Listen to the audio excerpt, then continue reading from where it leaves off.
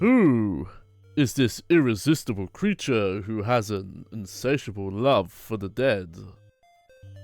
Hello! Welcome to the show.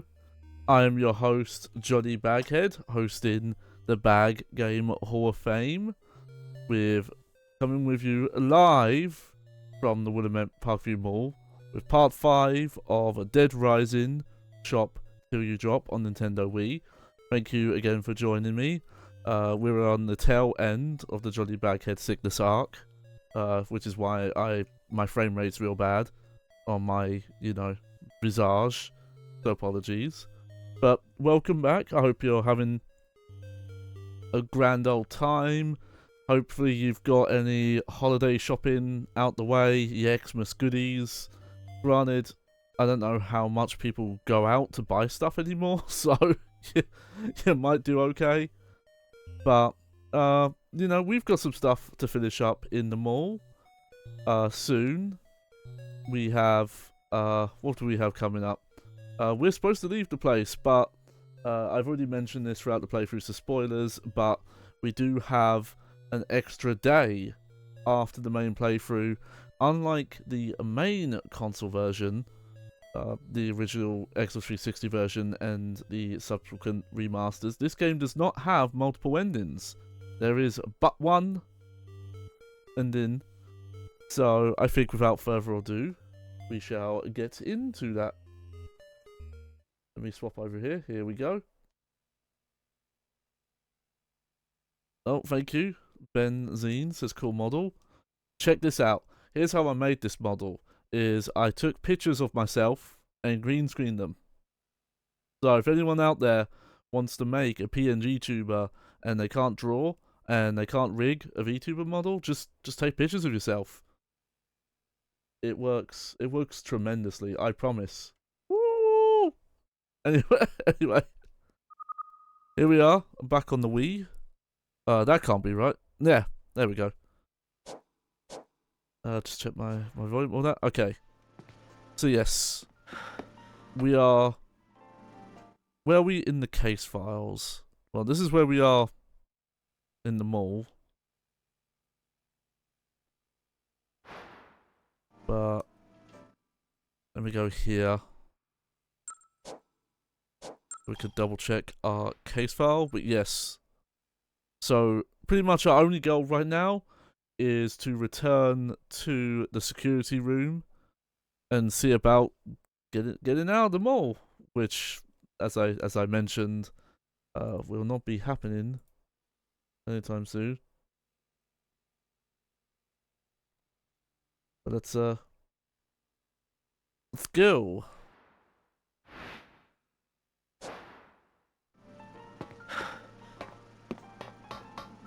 But yes, if this is your first time seeing this shop till you drop, this was a different take. Oh, here we go, cutscene. It's over. HQ's decided to ignore us. What? What do you mean, ignore us? I contacted headquarters, but the government has decided to deny all knowledge of what happened here. Shocker. Special forces will arrive for cleanup at midnight. They'll take everyone out. Zombies, people, everyone.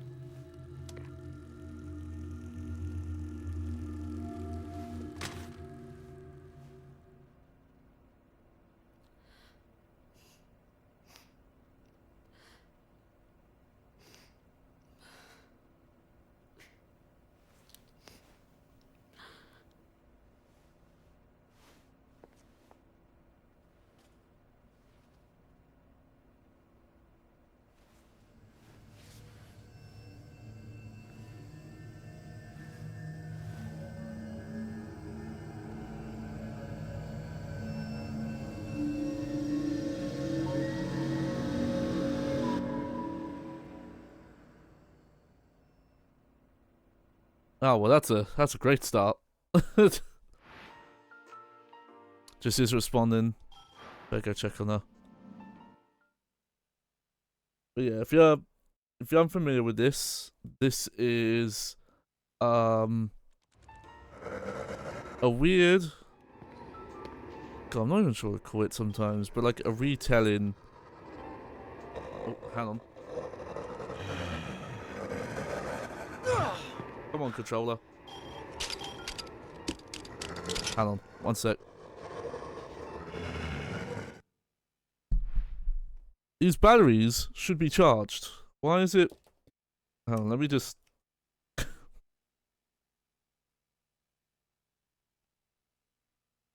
Oh, this is. Oh, wireless controller's fun.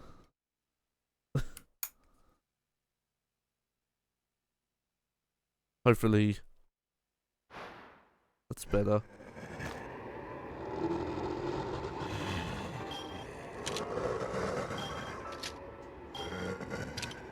Let's get reloaded here. So I like how no one's noticed me yet doing my reloading. Oh, good start, good start. Oh no. Oh, what the crap? These batteries were on charge for hours. Well, if you want to see what the game over screen looks like.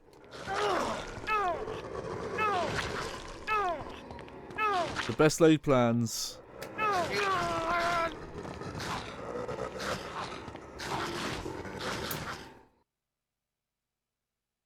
And my nunchuck fell out the port somehow. That's a new one.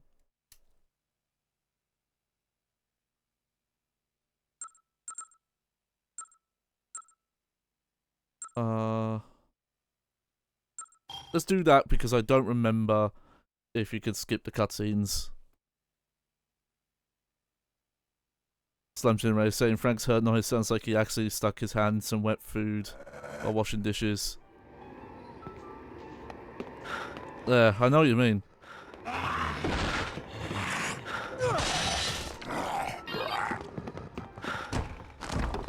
Well.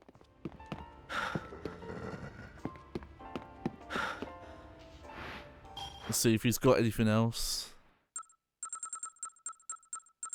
I could see him having more stuff. Because there's the Killer 7 gun. He had like the broken version of it that I messed up apparently. He's presumably gonna fix at some point.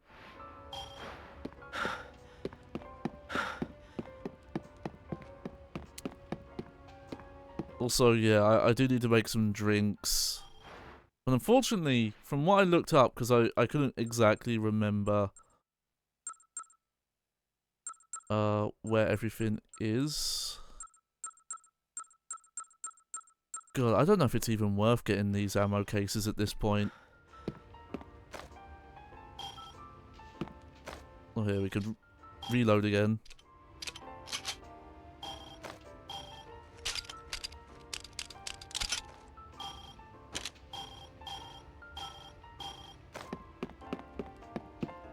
But there aren't too many of them here. We'll look around the map a bit. But from what I looked up, I would have thought there was a blender in the Siones, but there isn't. There's one. There's two in the food court. There's one here. I have the page up. Oh, is it? Hang on.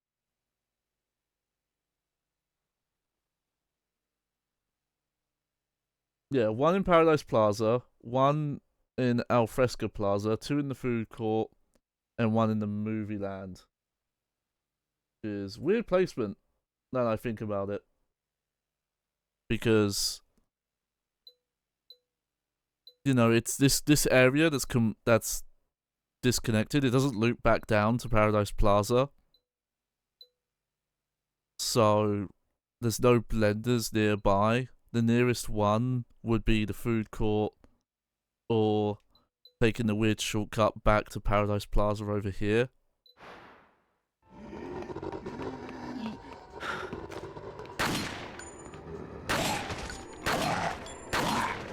But yes, this is an attempt to make a version of the Dead Rising 1 story and map on the Nintendo Wii. And there was a lot of compromises and grand changes.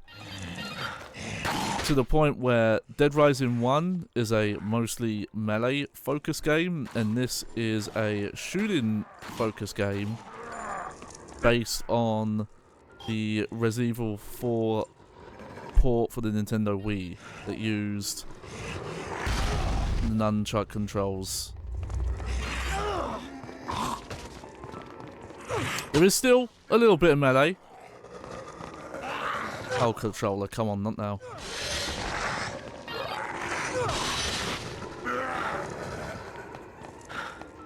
God, this bit would be so much easier if you could jump.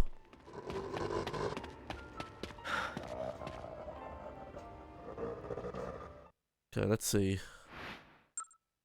Yeah, I'm just gonna eat the well done steak. At this point. Let's just equip that for now. I don't need to magnum out at all times.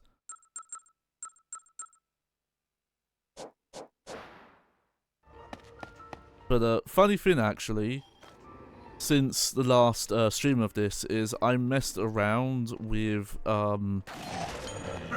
Resident Evil 4. Specifically, I loaded up the PlayStation 2 version because I find that version really funny. If you're like very familiar with what the GameCube original looks like, that PS2 version is really funny. Just how much they had to cut things down and downscale it.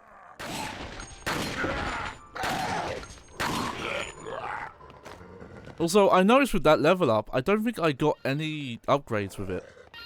I didn't get health. Well, I healed, but I didn't get extra health. And I didn't get a new move, I didn't get expanded inventory or sub-weapon expansion.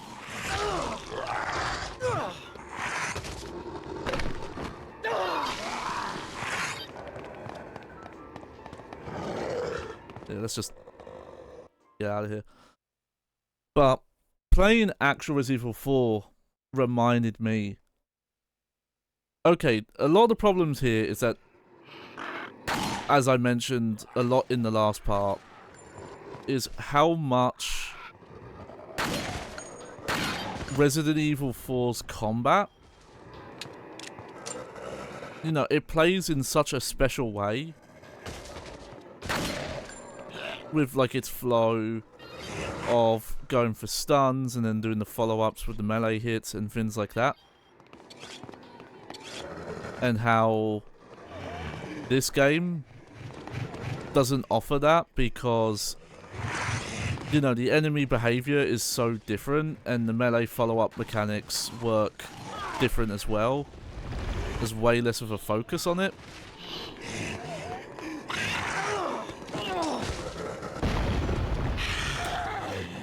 Because even with the reduced enemy count compared to Dead Rising here, like they are still going for that enemy count as the main hurdle here. But instead of it being based around, you know, the melee and avoiding enemies of Dead Rising on 360, this is just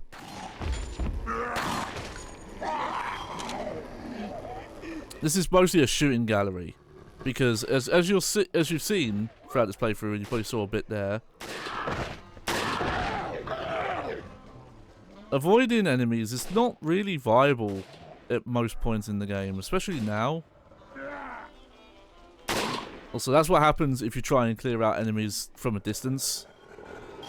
They just respawn in front of you. It's what maybe actually my least favorite thing about this version, that you can't actually clear out hordes. Anyway, let's run towards this JPEG here for a bit.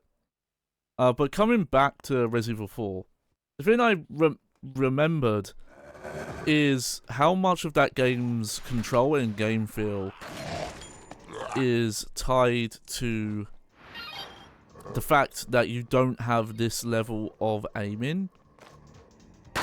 I think that's just a general issue with the Wii version of Dead Rising, is that your aiming ability with a Wiimote is so precise. Like, you've seen it in this playthrough that I've been able to, in some cases, like, snipe with this gun. Let's make a mystery juice. Whereas in Resident Evil 4, your like aim speed is not actually that dissimilar to how it would have felt, like, if you compare it to what Resident Evil had felt like before.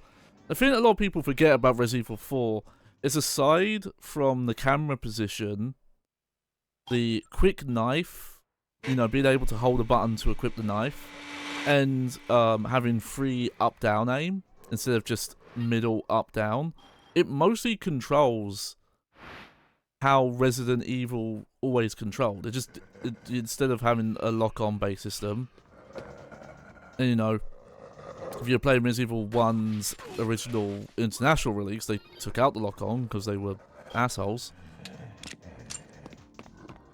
But it essentially plays the same, and it still has that kind of weighty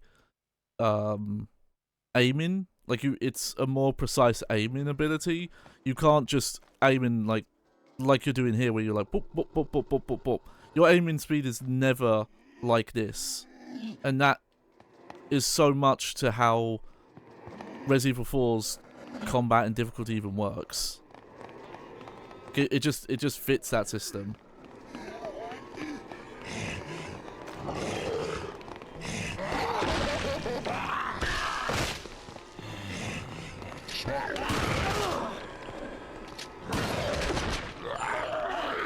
Ooh. And again, I think that's a problem the Wii version of Resident Evil 4 also has, that the aiming, not only does, because that version doesn't have the proper recoil, so there's like a handling stat in that game. God damn it.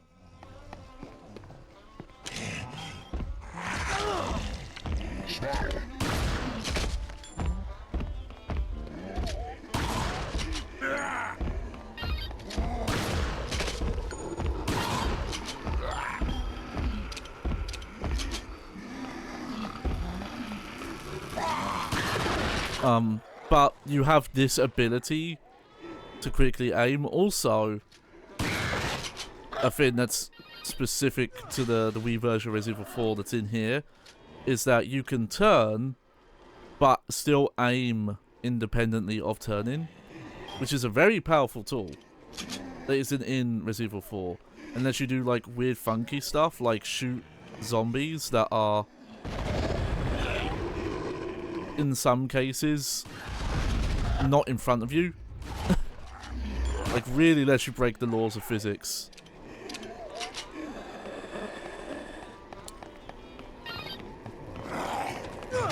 But really it is just the get the gunplay focus. It just doesn't really feel right with Dead Rising. And I thought about it as well, and I realised it did actually make some amount of sense to use this engine, because shooting in the original Dead Rising does feel kind of like Resident Evil 4. You would press like the aim button, and you would lock in place. You would aim with the left stick, shoot with an action button on the controller. You couldn't strafe, move while aiming, things like that. Oh yeah, it's a part of the game where just every zombie in this room just wears a helmet now. Doesn't matter much, because the Red 9, we got halfway through the game and it just trivializes zombies. Jessica McCartney?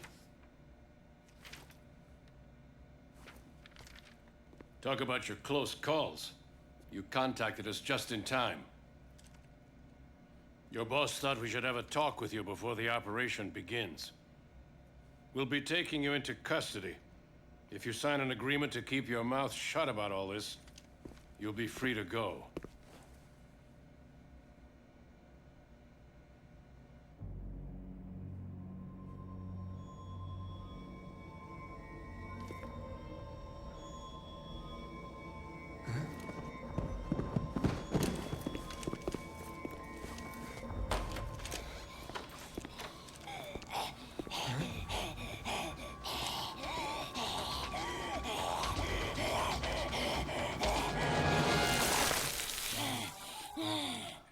Oh no!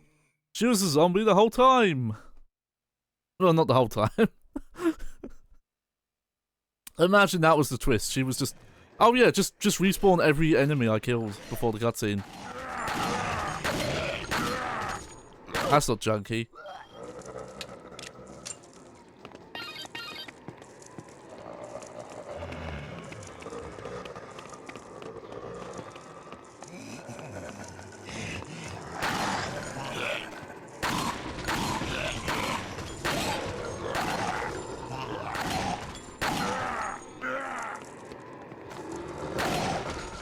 There we go. It's weird with the tone a lot of this game's had, and even the tone now, to remember like, oh yeah, no, the game gets pretty serious and dark at the end.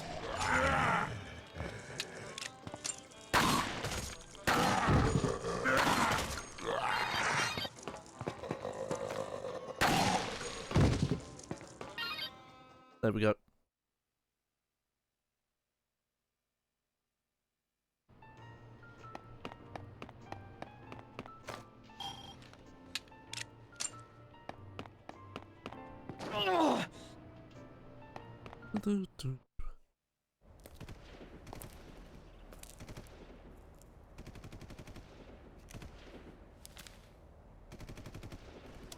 Jesse?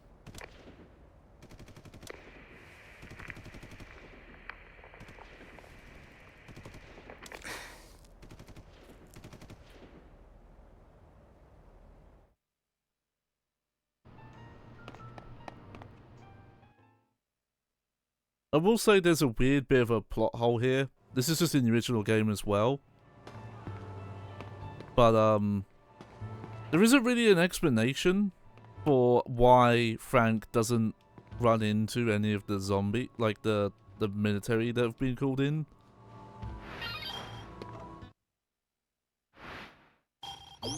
You know, because they came in this way. You can hear them shooting already. Obviously there's these two, but...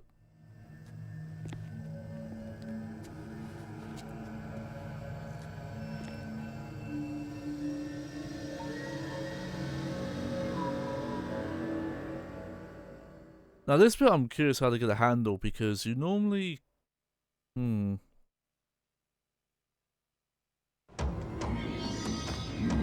Oh!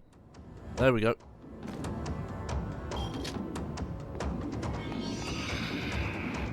There's a note on the table. Frank, while you're out, some crazy people stuck in from the rooftop and started snatching people. I heard a hell of a racket coming from where the monitors are, so I'm taking advantage of the confusion and stealing a helicopter. I might not look the type, but I've got a small aircraft pilot's license. I haven't seen Jessie.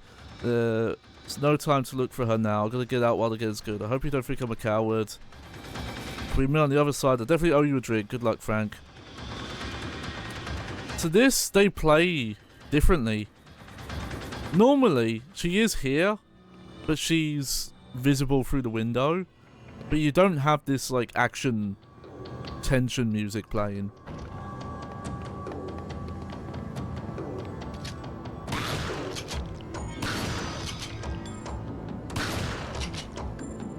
Actually, I wonder if the rifle would be better.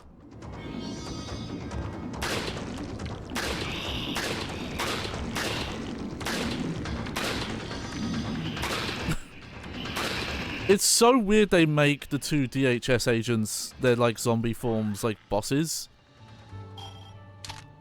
Because like maybe they drop more XP or something. But that they don't do that in Dead Rising. In Dead Rising 1, you can just pop her in the head through the window here. like it's nothing. It's very strange that they turn them into boss zombies, but obviously not. They don't give them like the sub-boss moves like those other zombie types we ran into.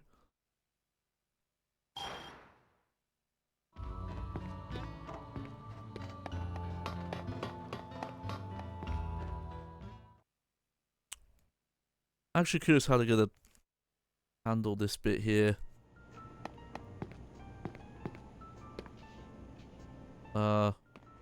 Wait, why does the arrow want me to go this way?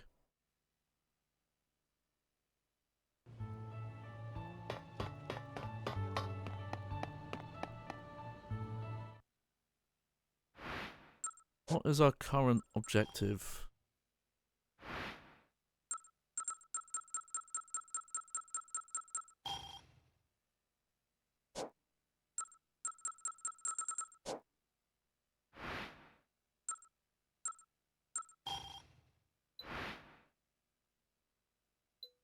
See, this is a strange thing because in Dead Rising 1, you would have to wait for a certain time.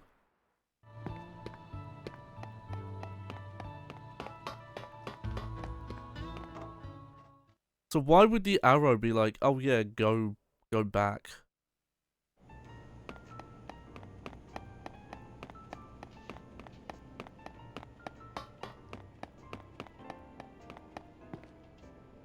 Okay, I think I remember. This is a bit of an issue with turning this game into its like weird mission-based thing. I think we need to now go back to Catalina.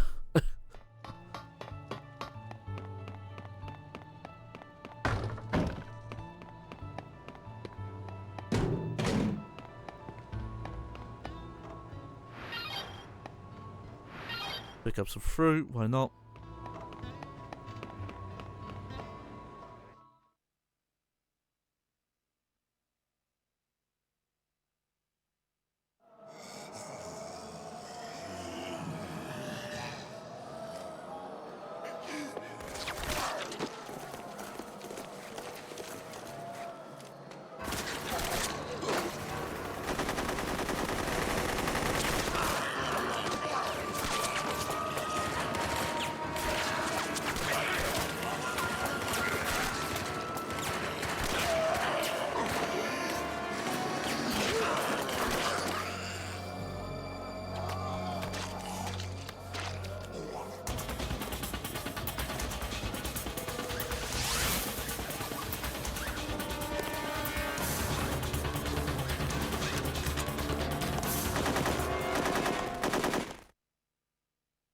Alright, well, things have changed.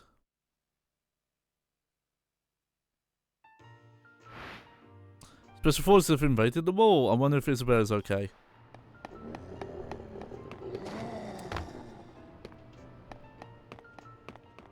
Oh yeah, being Kata Serena mentioned in chat, they appreciate the cutscenes just being the 360 ones.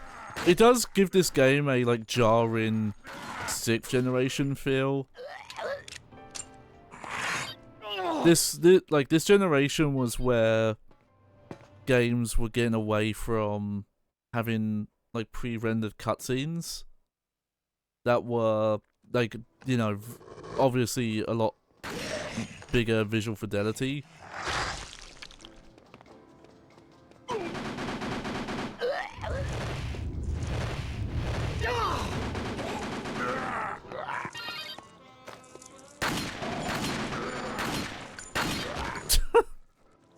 Okay.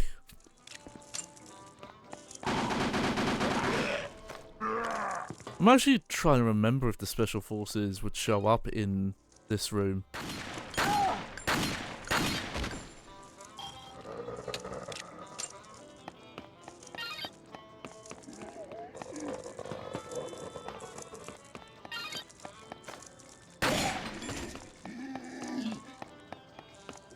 Why is there like a weird paper rustling noise?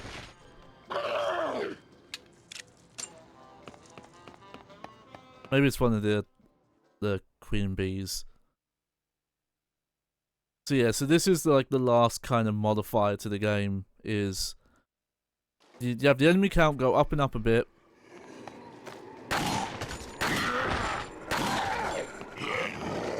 And then you get to a certain point where these special forces guys start to show up. Though,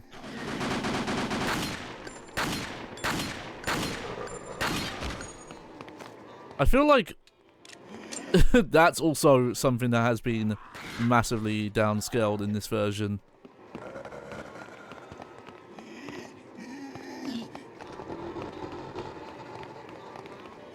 Also, I think the zombies are just more passive now as well.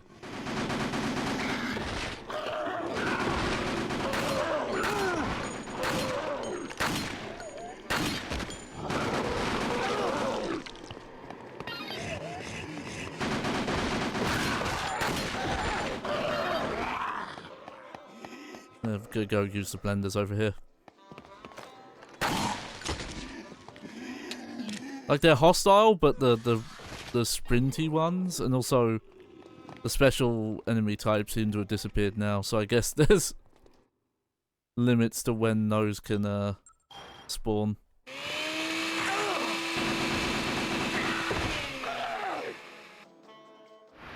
There we go.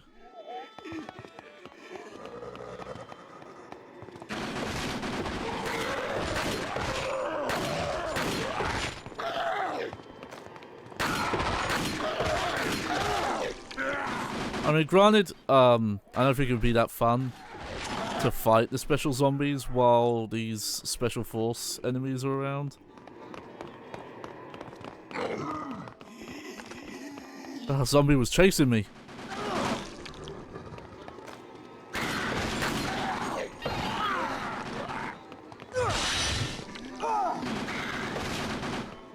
I was trying to see if I could suplex him or something, but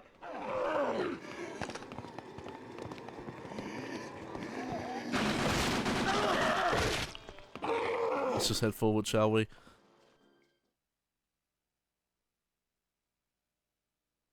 Another thing I realised is, okay, the mall is downscaled, but most notably is the park. But the biggest change because of that, especially the park's size change,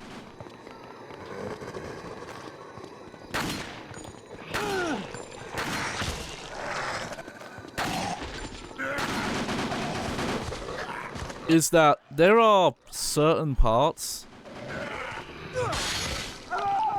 of the mall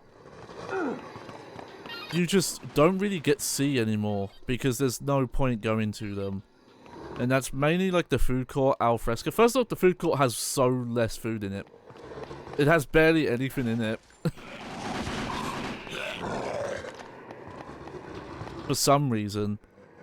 But also, coming out here to cross the map isn't as dangerous as it is in Dead Rising 1.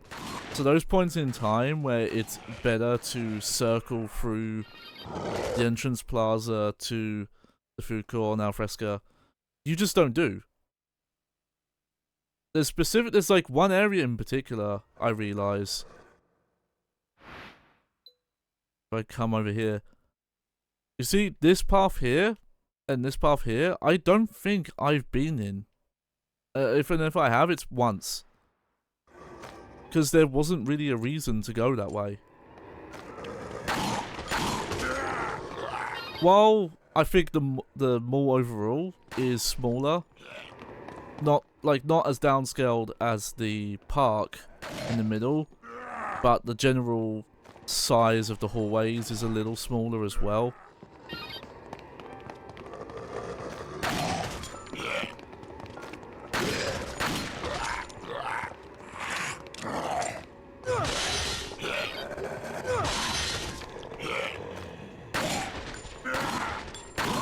It's, you know, it's because it's not to the same scale. Traveling through the hallways is still longer. Plus, you can't avoid enemies as easy as you can in the park. The park, you do have a bit more leeway.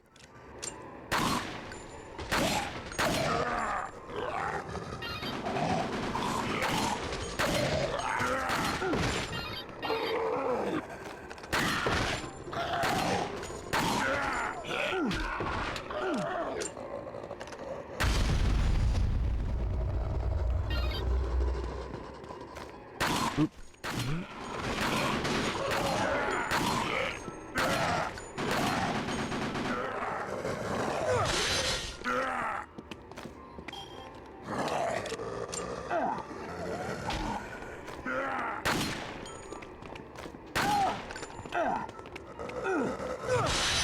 Oh, I was trying to do the waggle there and it messed up.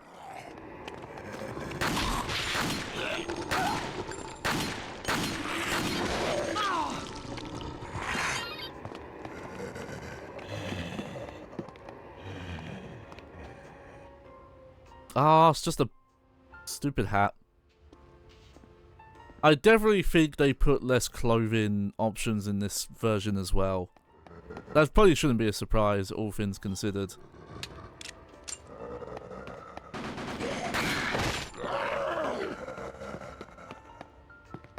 Why are they giving me so much machine pistol ammo?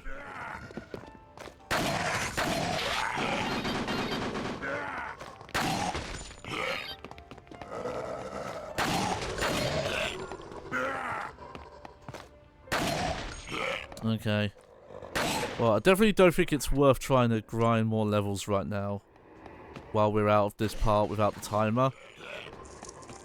Because individual kills is not giving me much XP as far as I could see. It's just the kill count bonuses, and it's not a lot either.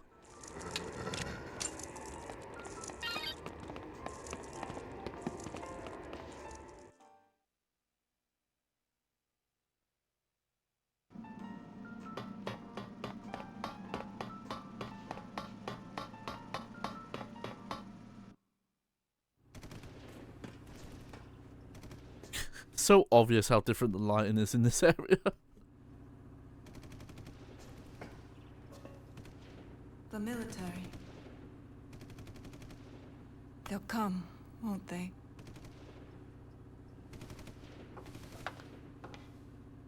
It's just like Santa Cabeza. The government wants to cover this up too.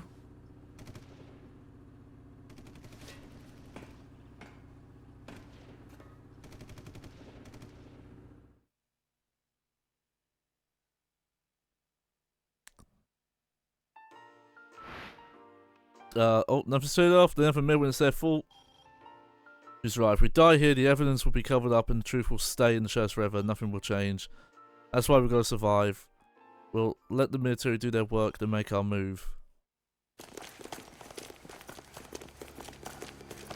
I mean, Cat's really asking, low-res and high-res frank different entities. Well, it's the old Capcom thing of like gameplays in canon, hence why you can wear different outfits and have different weapons and it never matches up.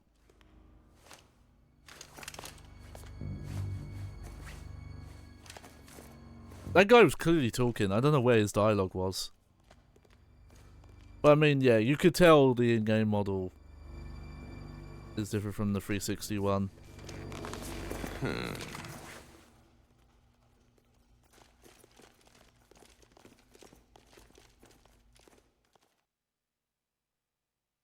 don't remember if the military also had like drones in this part of the game or if that's later. It's almost time. Don't worry about me. Save yourself.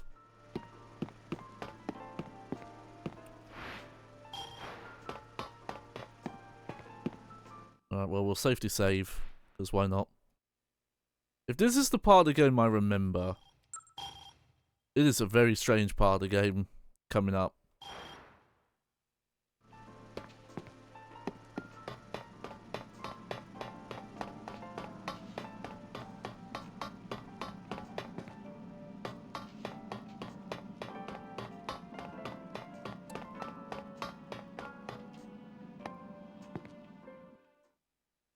Oh, right. Yeah, I remembered you could come down this way. What's down this way? You know, shoppers, Willamette is a great town. Oh. And we at the Willamette Parkview Mall are proud to have served you for 3 whole years.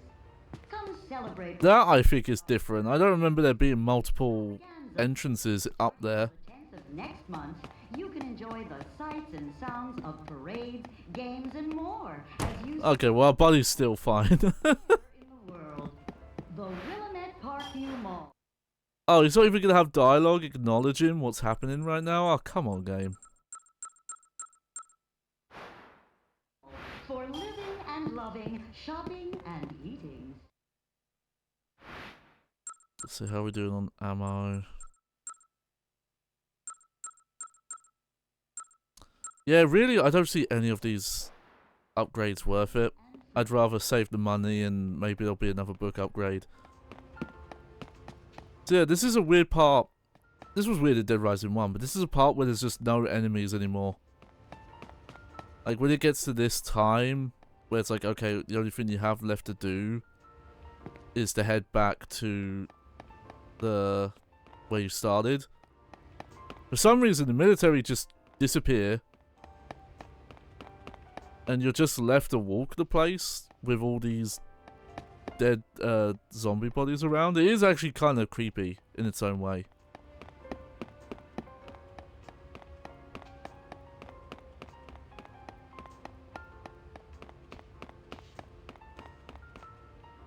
Oh wow, I didn't have a proper look at what the de-resed version of the Parkview Mall is on this version. Looking like a,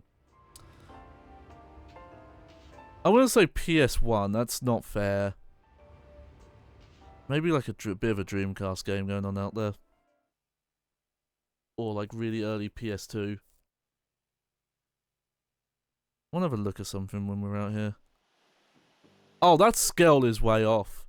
In fact, I think their version, like when you're inside, I think their version of the Parkview Mall is bigger. Like the... Weird, what is...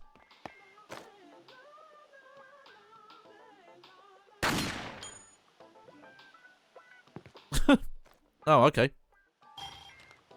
Wait, did that count as a kill?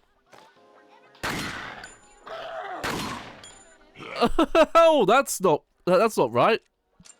That's not supposed to be a thing.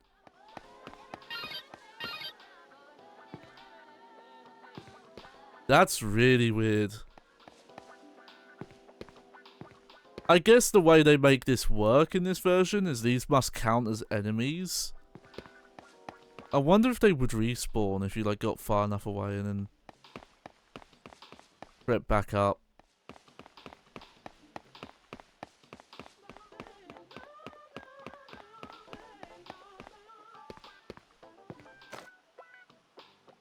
Because bodies actually don't immediately fade away in the original version, not until you like get a certain distance away from them. But this one they do instantly, so this must be the only way they could get this version to do this. Well, maybe it's not the only way, but it was probably the quick way. Like, okay, we'll just make either an enemy variant, or we'll give them an AI routine where they just play dead. God, I love the low res. Now this is like a PS1 game or an N64 game in here. They really... And yeah, this is the thing I've noticed looking in, is that the scale of these low res versions of these areas is also completely... Like, look at that! It's like it's really tiny in there. It's not even close to the right scale.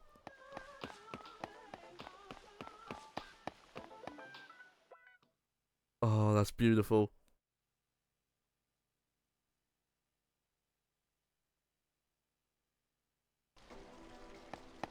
See? Like, you actually see, like, okay, it is bigger in here. Oh, that was cute. That was real fun.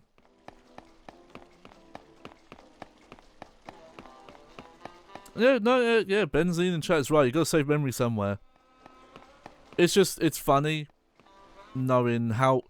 Because the 360 version actually does a really good job of their, like, load-in zone areas. Keeping, like, the scale really close. And you would even see zombies through them. Here, though, obviously, they had way more limits to deal with. I will say, here you go. If you wanted a version of Dead Rising 1 where you could explore the entire mall, no timer. See, they do a better job here. This scale actually works. If it is smaller, it's a lot harder to notice. But you could explore the entire mall now with no enemies to threaten you. And just, you know, explore your leisure. Unfortunately, there's less to do because there's so little pickups in this version.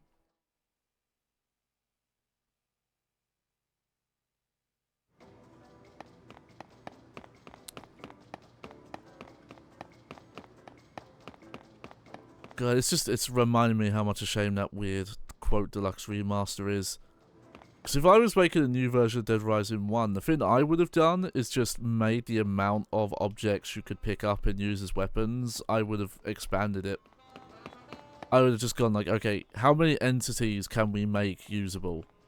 Like, every coat hanger, like more outfits. Just expand that side of the game.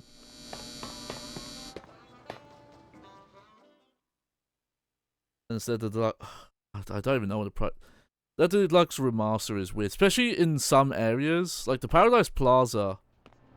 Oh no, they put all the dead enemies here as well. It looks completely different. I don't know what is up with that deluxe remaster. Like, this is supposed to be like a middle mall America where the population of the town is like 50,000. And they make it look like the swankiest, most like high-class mall. In the deluxe remaster, they like go way too extra with the details to the point where it's like, yeah, this isn't believable as a mall that would be in this kind of area. You've made it too fancy.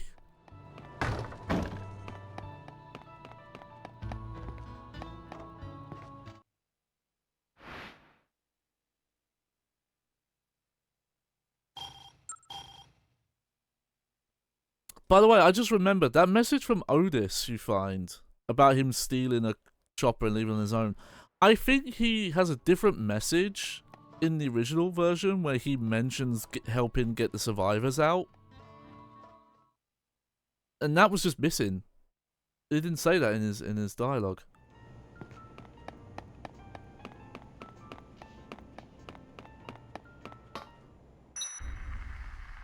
There we go.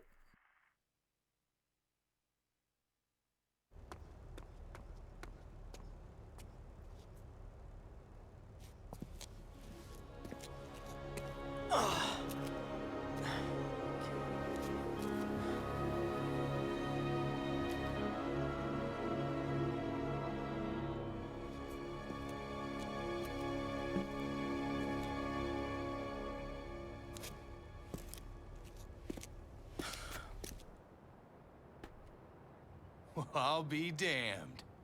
He's still alive. That son of a bitch made it.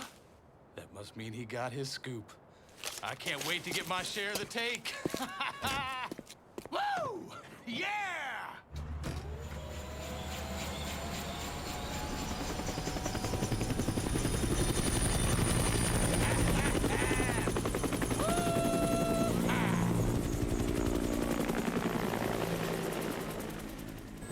All right, you just hang tight, buddy.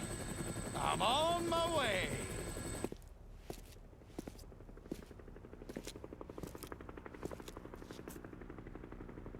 Huh?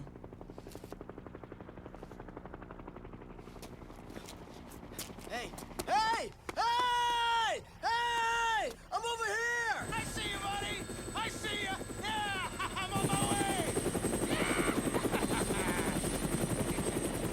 Yeah, yeah, you did it. You did it. Yeah, yeah.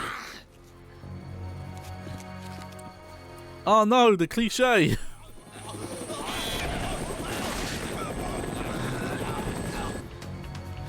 How did that even happen?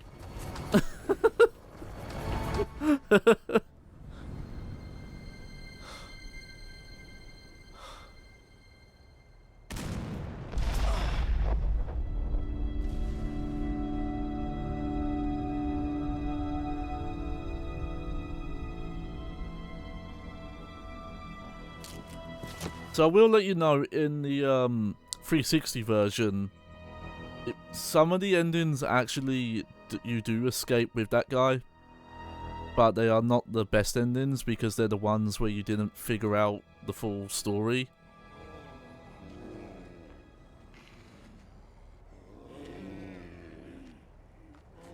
Louis Percy saying, I was expecting an anti-air battery, not an anti... Yeah, that that probably would have made more sense considering the whole military thing.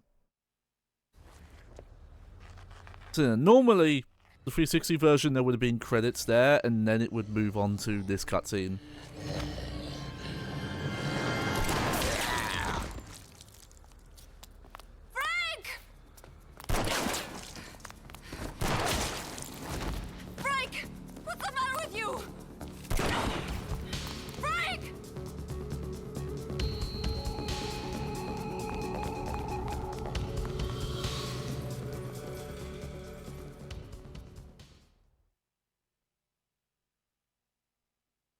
But yeah, we're in overtime, baby.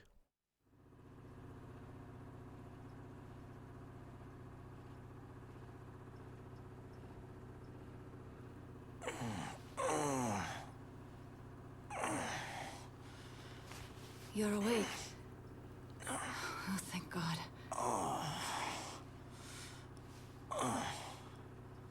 It wasn't easy getting you back here by myself, you know. You collapsed on the roof. I collapsed? No, Wait. Does that mean...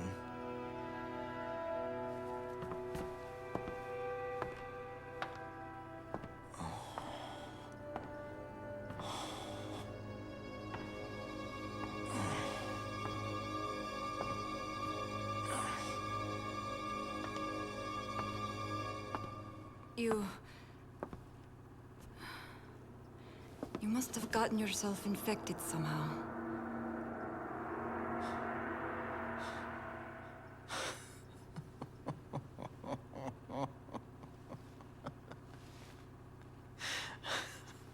The time between infection and zombification differs greatly from person to person. You're lucky, Frank. You seem to have a very high level of resistance. So, So what you're saying is that I get to spend longer waiting for the inevitable, is that it? God, this is just a reminder of how good TJ Rotolo is in this role. I'm not sure lucky is the word I'd use. Whoever they got for the deluxe remaster was just... Well, he wasn't even trying to match the original performance, but also, like, I can't imagine him doing these, like, serious scenes as well. They gave him a really goofy voice. Crashed. No one's coming to help us now.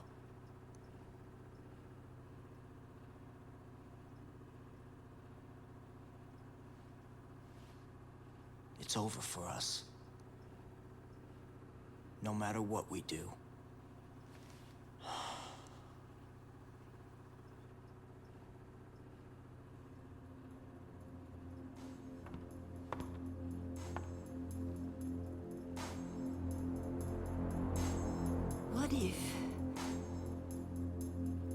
What if there was some way to impede the infection?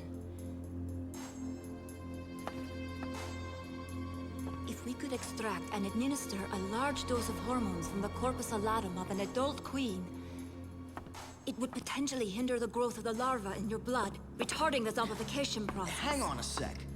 I don't understand a word you just said. What are we supposed to do? This was always a weird bit in this plot, where you didn't find out until this point in the game. As you can get your hands on. That Isabella here is like a chemist. Like a scientist. Sounds like a plan. They just casually... Sitting around here waiting to die. We did mention this in the last part, like Dead Rising 1 had a very rushed development, so as good as the final game turned out, you can tell that some parts of the game were put together in a hurry and weren't as like polished. You know, some of the design in the mall where weird stuff of like where toilets are. Like the place does not make sense as an actual mall, and then some of the story stuff where there's like weird missing parts. And this overtime part, which would have been a surprise once you got the good ending, in the 360 version felt very tacked on at parts. Okay. So we've got to find a mixer, developing solution, coffee filters, a magnifying glass, a camp stove, a perfume bottle, cold spray, and a first aid kit. That should do it. And we have an hour to do it. So hey, it's actually closer to original Dead Rising now. We're on the timer. Let's go.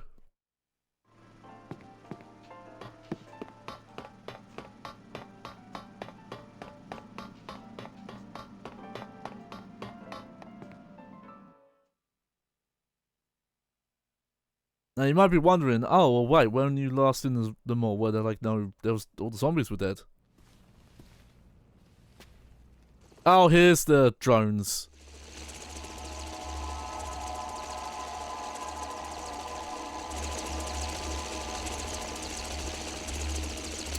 I was curious if they're going to keep the drones or not.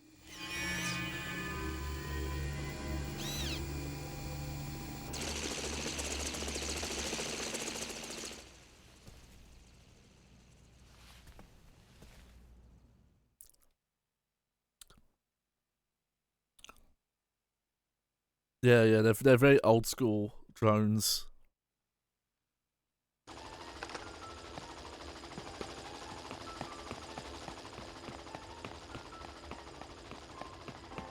Okay, this might be different. He's still here. He still has nothing to say, no reaction.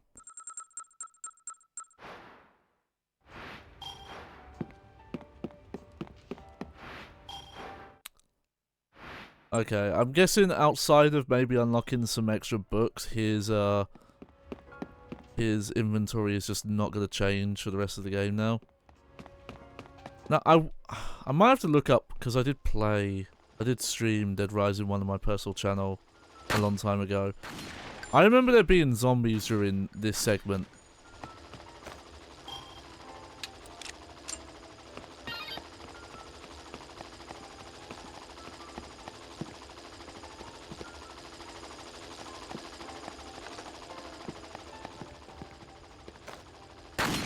But I could be misremembering, so I'll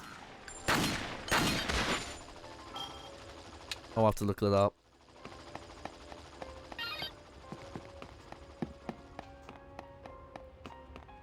But this is an okay bit, because it does let you re-explore them all again. Go to areas that you might not have gone to for a while.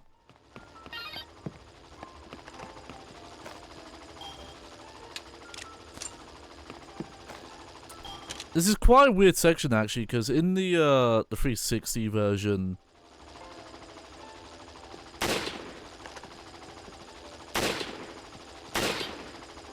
you can actually do the collectibles in whatever order you want to do them in, because you can cycle the objectives in real time in that version.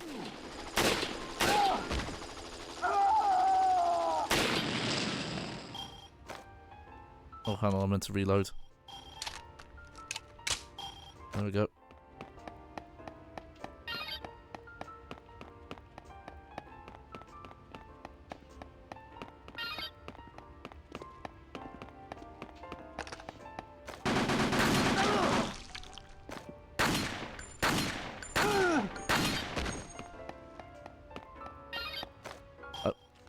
Also, with this combat, these special forces guys are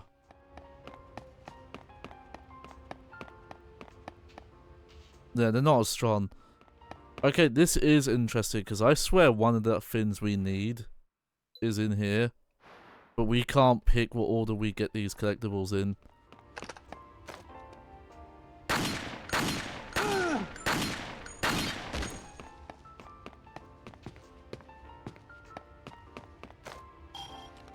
Okay, I will pick up the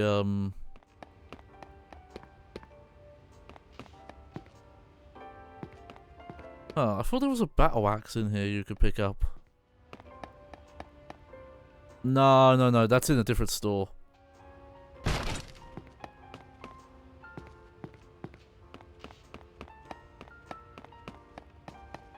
I remember now. That's in an art room.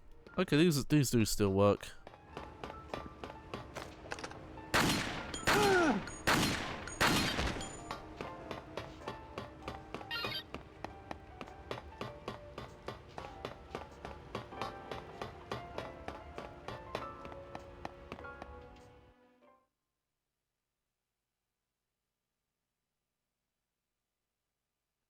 But yeah, it's the fun little romp through the mall again.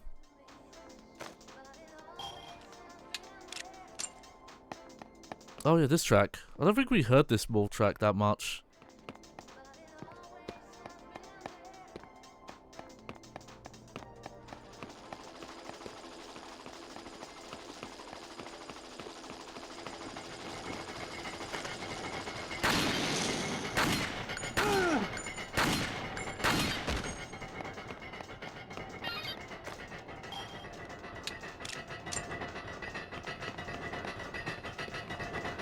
Oh, arrow, can you... The arrow is way more funky in this version as well, I'm noticing. There we go, magnifying glass.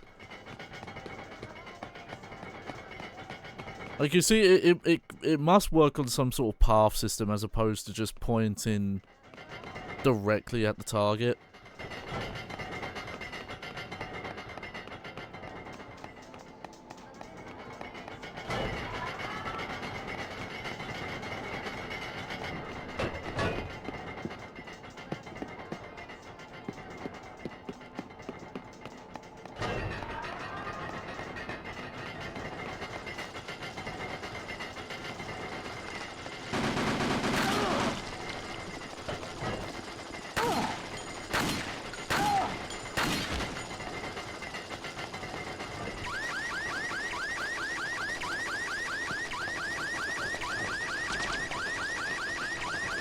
Did it make pew pew pew noises?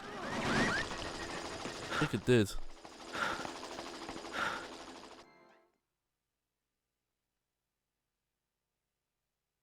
I'm really curious what order they're gonna make me pick up these items. If it's gonna make sense or not.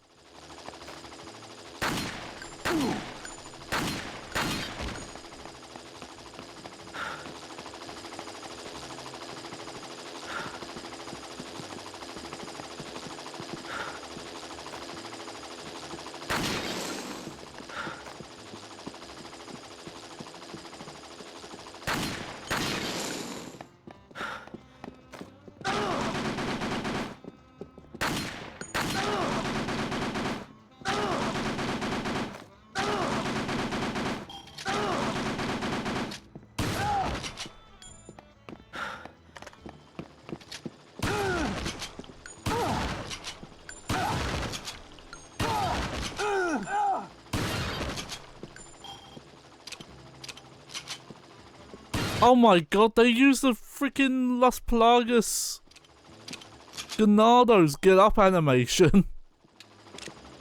They really could not have borrowed any animations from Dead Rising 1 for the Special Force guys? Really?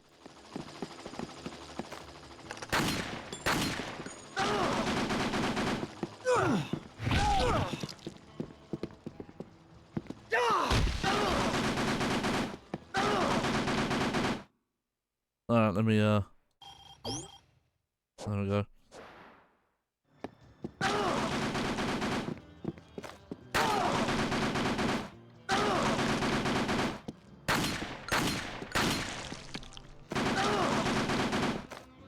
Oh, that is not fun AI to deal with. Holy shit.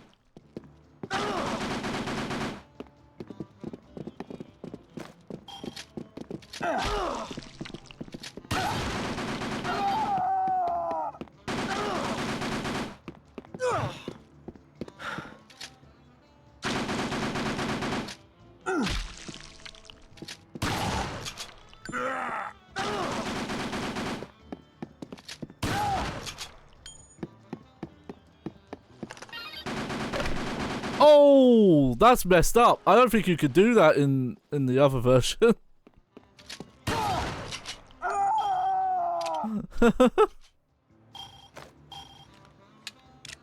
That's brutal. I guess technically in this version these are zombies.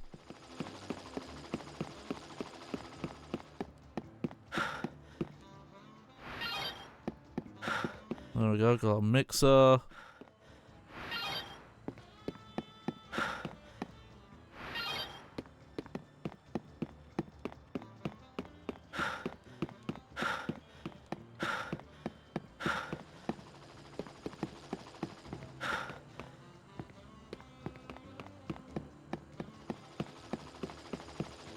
Oh, there's the pizza.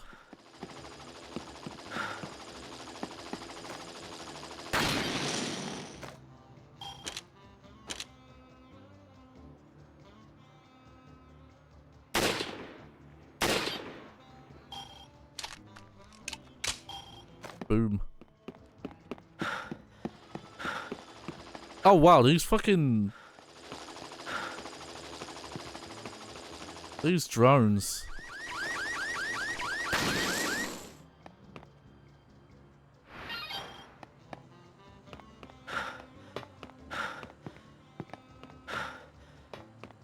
Where is it? I think there is a,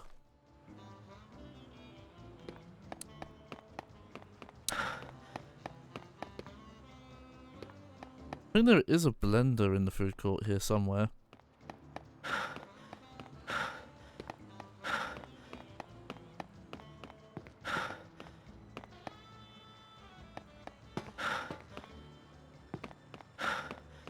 Oh no, maybe there isn't.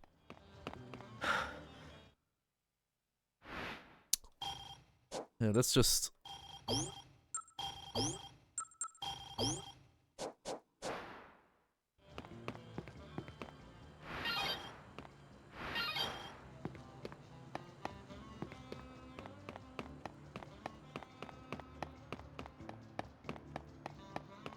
I wasted a bit of time there, so let's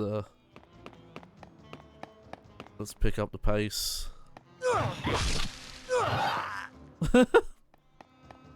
Oh, I can't believe that worked.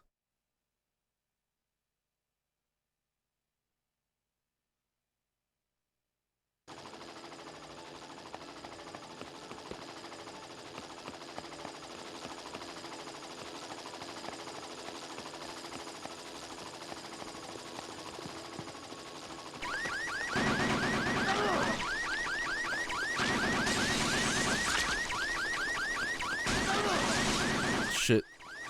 Ugh.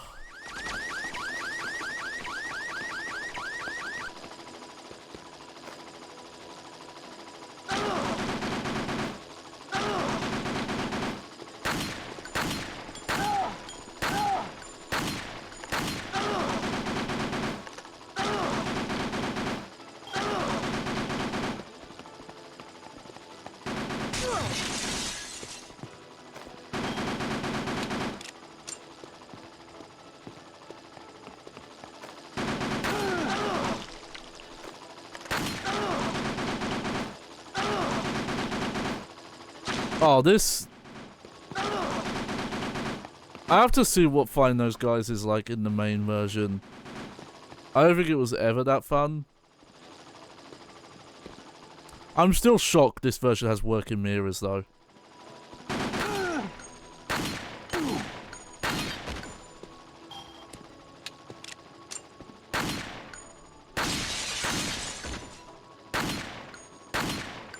Ah, can't shoot through that.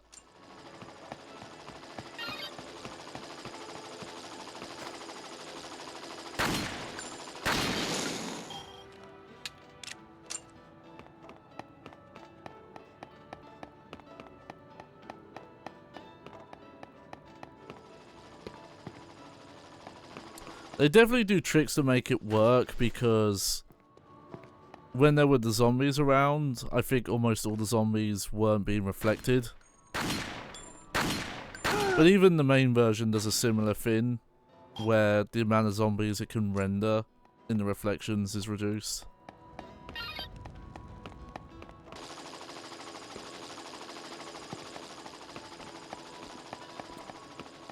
Big deck spawn behind me. There we go.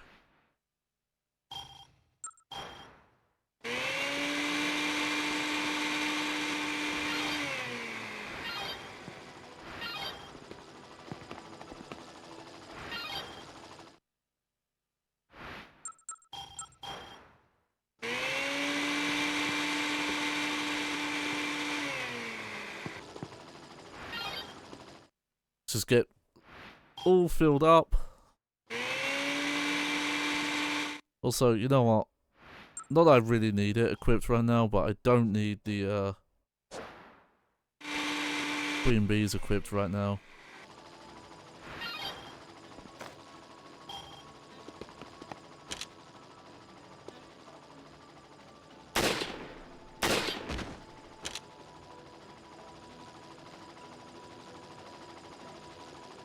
Oh, there you are.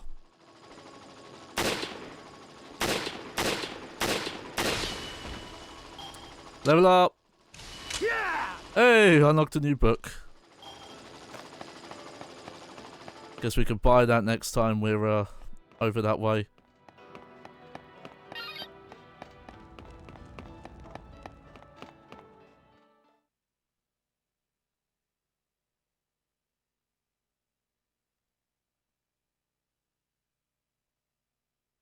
I'm trying to think why they would make those books you have to buy as opposed to skills that you just have. And I guess it was just, well, we need something to spend money on because we don't have the upgrade system anymore.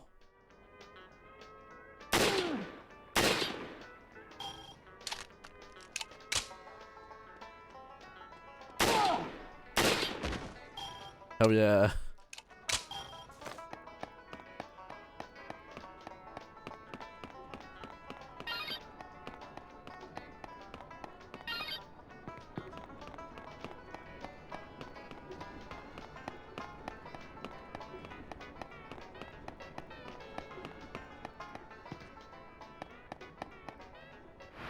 Cool, got the perfume bottle.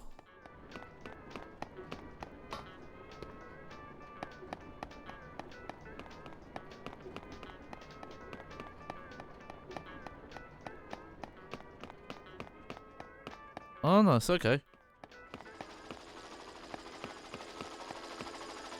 To explore this entrance plaza a bit more.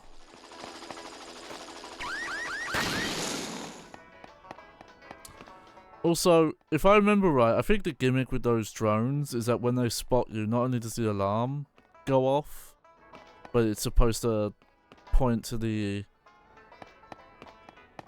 special forces where you are. But there really are way less close options.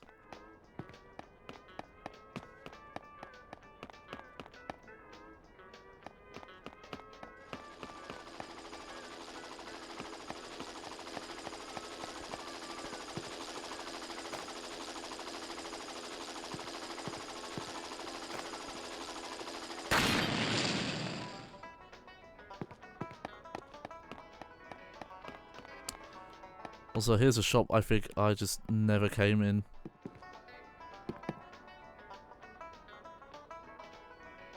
No, I'm not a fan of that. And I think these are all the... Yeah, this I don't like. I think this was a problem in Dead Rising 1 anyway, that sometimes multiple pickup areas had the same stuff.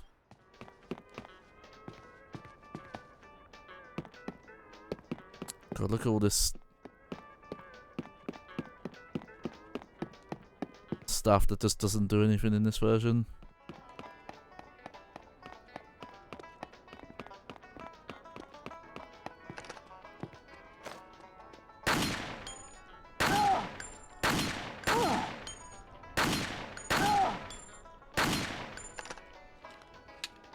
Let me reload.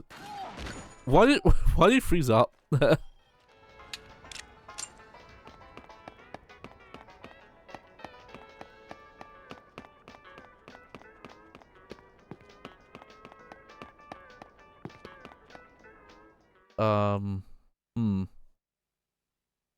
If it's pointing me here,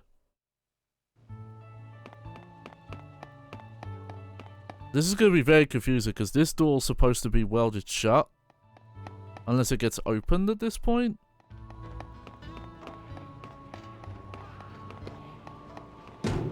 I guess it gets opened at this point.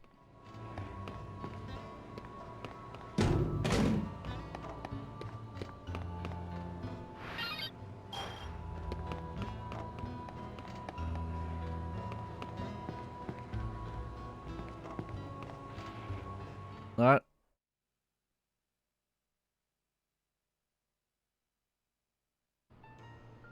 But yeah, now that I think about it, something this version really could have done that would have been nice would have been to fix up. Oh. Nah. you wait for the next elevator, mate.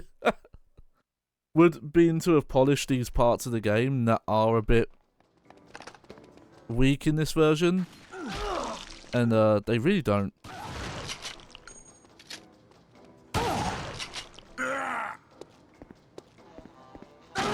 I'm sorry, I had to watch the animation again. It's so funny they do the Ganado zombie get up animation.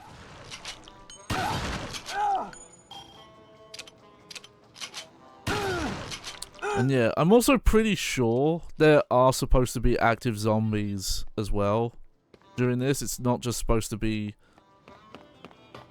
the special forces. I guess they just couldn't make that work in this version without the frame rate. There's some very specific set pieces at the end of this, like this route, which would be like the S ranking route, that I really don't know how they're gonna manage.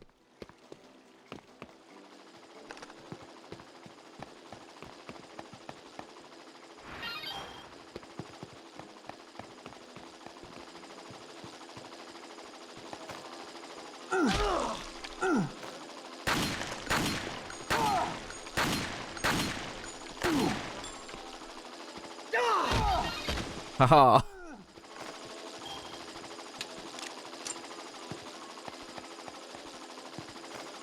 Oh, there's that drone.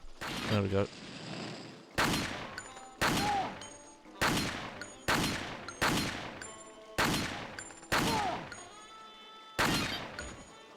Oh, nice.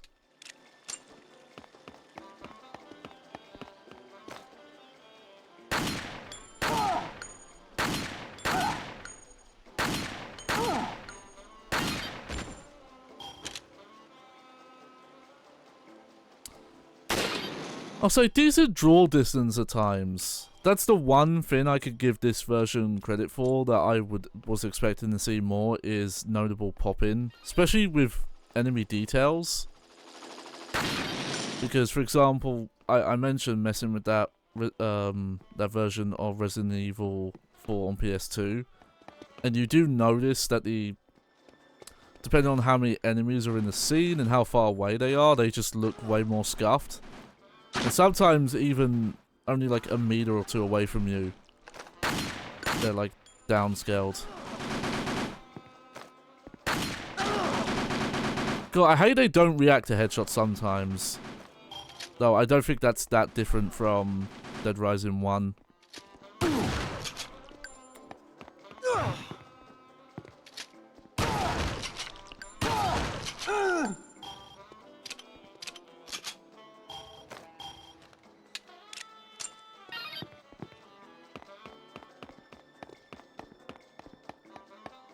Where are we going?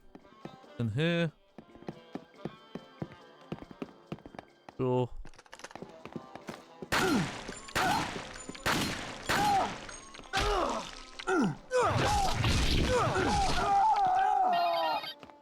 There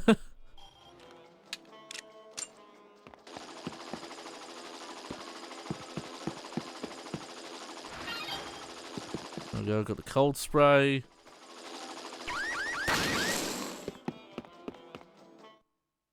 What food do we have?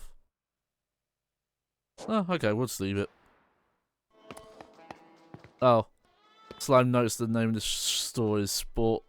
It's supposed to be Sport. yeah, I don't know what they were going for. There's a bit of weird English stuff in Dead Rising 1. It was a lot worse in the previews, I'll tell you. There's in those leaked prototypes. What did that even change? There was some real fun in these signs. Willamette Parkview Mall is the mall for me. Not for you, just for me. No one else.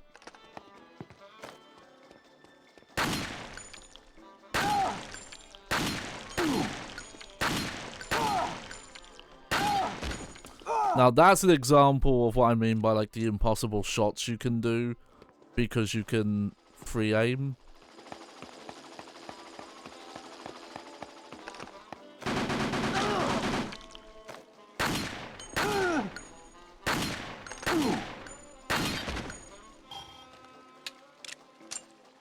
What's that special force wave try to do? I guess melee. When they're in a certain range, instead of going for range attack, they try and knock you over. Some of that is interesting because some of their AI behavior from Dead Rising... Oh, here we go! There's some zombies.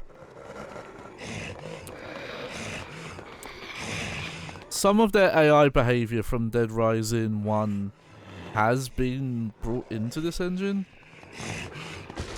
Also, if this chopper crashes here now...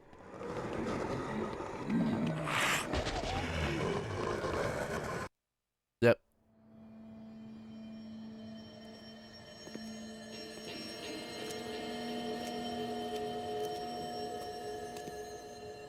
Is it just a completely different looking area?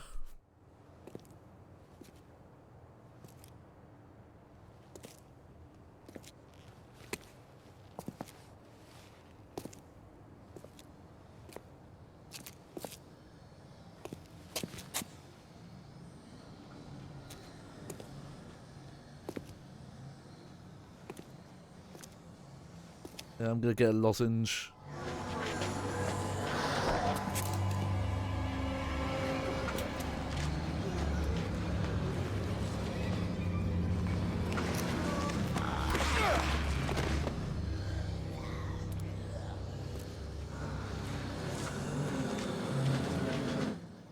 Damn it.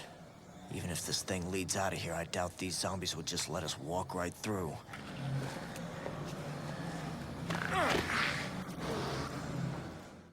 Yeah, speaking of set pieces, I'm not sure how they're gonna manage. This is one of them. This is hinting to... completely different. Love it.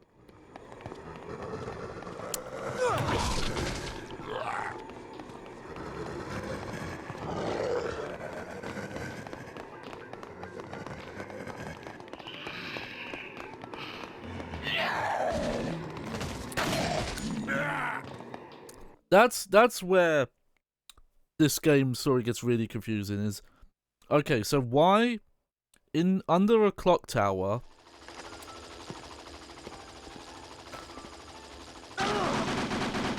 that's in the middle of this mall, because there wasn't a door there, to be clear. There wasn't a door that got broken open.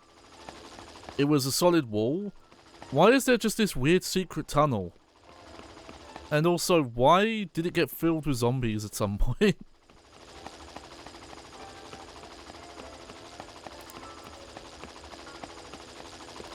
The way that part in particular is populated seems to imply that the zombies came inward. But as you'll see, that won't make much sense.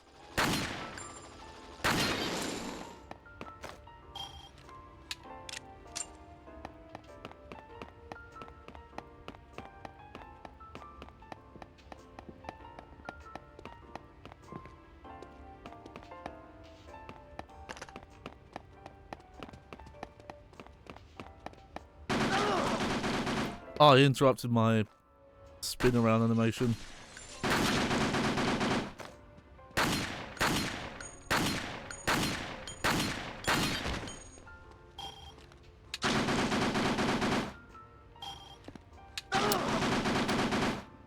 Okay, Lewis PSC does suggest maybe they fell in.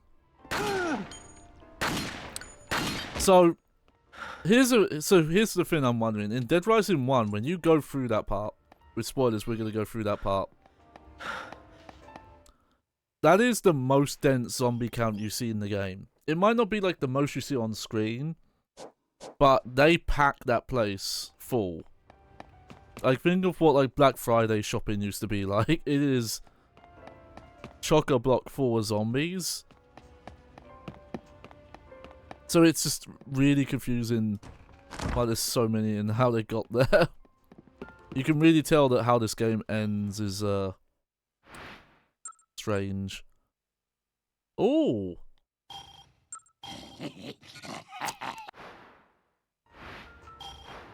Now I assume. Oh, the sword though. That's not this weapon. That's a different sword. That's the one you can get from the. You'd have to go to the movie land area to get, because I don't think the sword appears in the same places as it does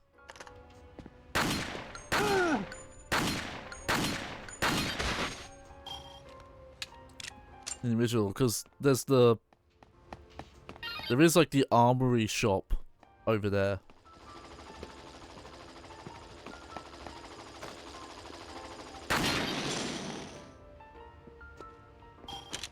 But I don't think it has the regular sword in it.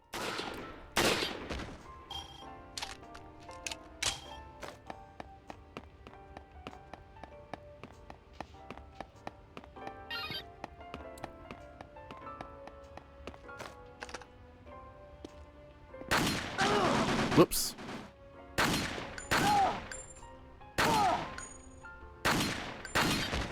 There we go.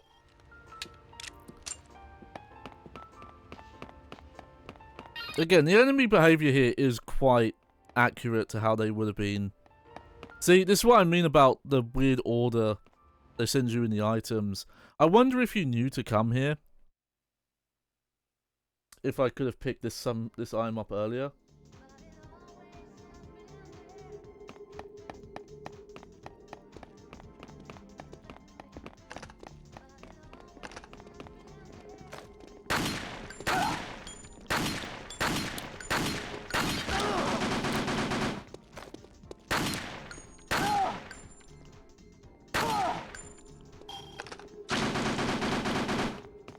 Let me reload. Yeah, because that's a different repeated attack.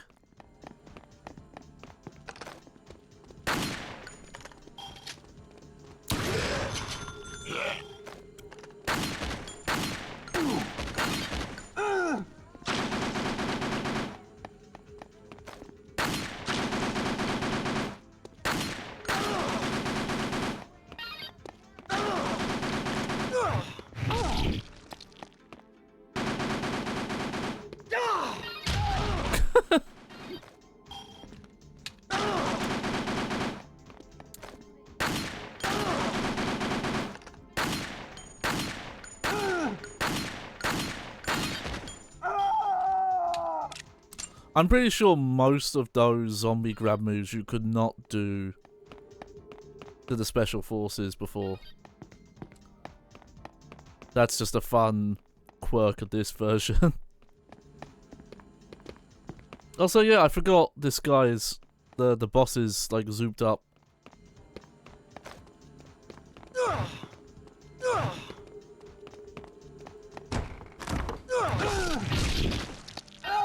Version of the shopping cart. I forgot it was in here. Again, there's a lot of stuff you just assume isn't in this version.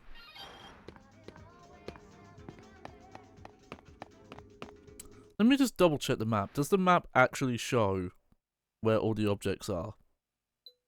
No. And it doesn't have like the objective browse option.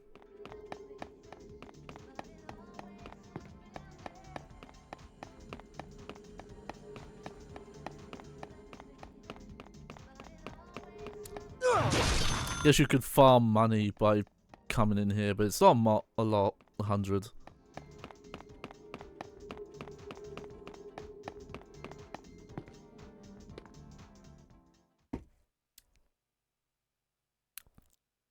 Alright, I've not kept count of the items, but I think we're close.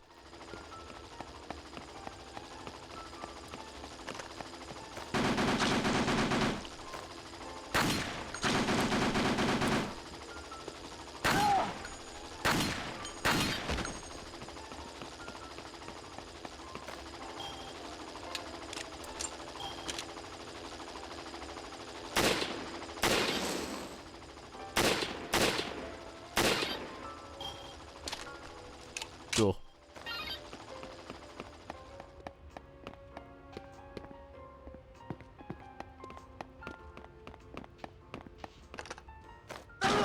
Yeah, I heard you.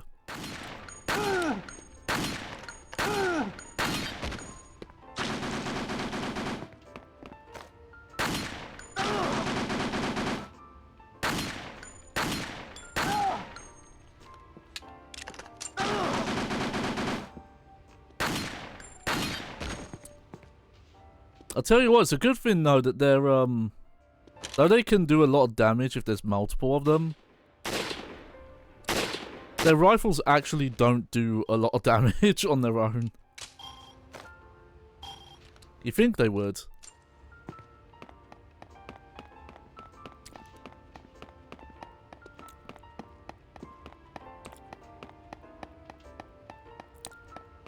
But they don't really.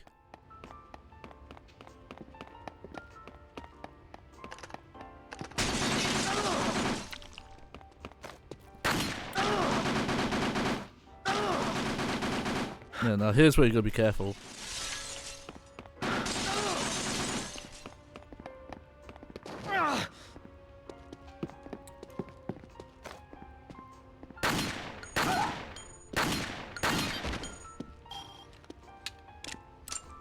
You know, I had a feeling they were not able to deal with this.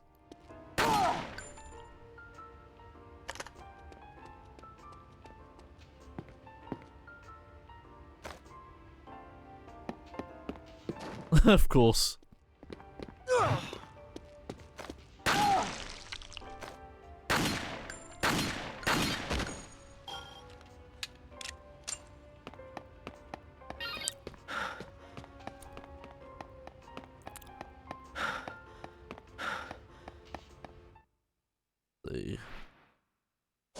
I'm gonna leave it for now.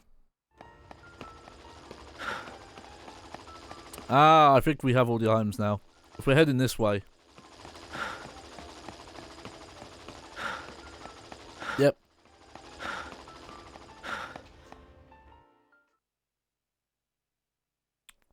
Again, not a lot of info out there about this version in particular, so I don't know if I could have got those items out of order like you can in the main version.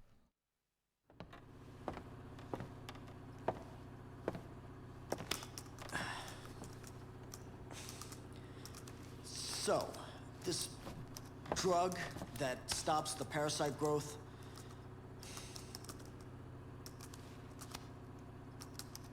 have you ever made it before, or is it just a theory?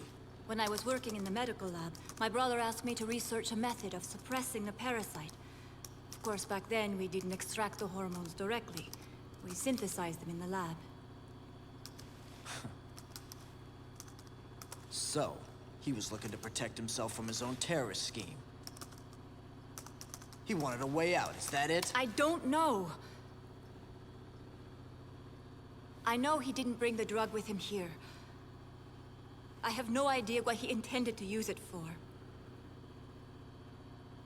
You think I'm just making excuses, but Carlito kept things from me.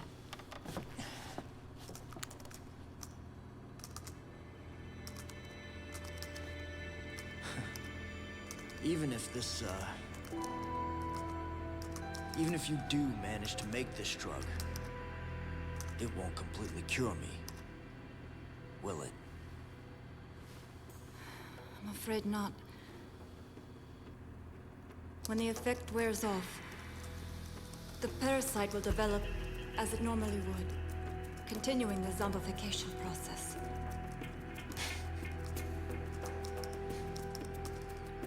Fat lot of good that does me.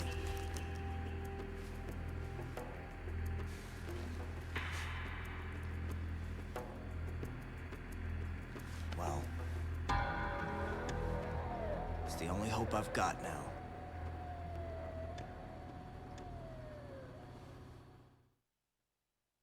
All right. Oh. Yeah, Lewis Pierce, who said you only played Dead Rising 2. Is this where that medicine came from? Yes, that's the implication. Now all we need are some queens. Yeah, listen. Oh yeah, I forgot. I've got some of the queens already. Just how long do you suppose your drug will prevent me from turning into a walking corpse? During my research, I was never able to conduct proper clinical studies. To a certain extent, the period of effectiveness depends on each patient's physiology. It could be a year, maybe only a week. There's no way to tell for sure. Fantastic.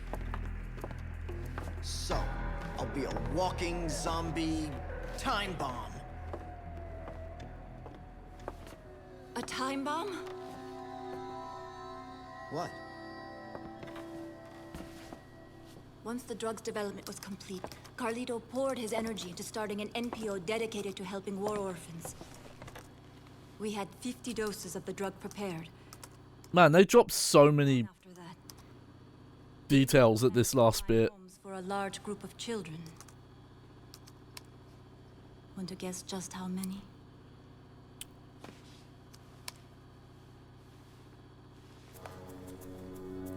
Oh my God.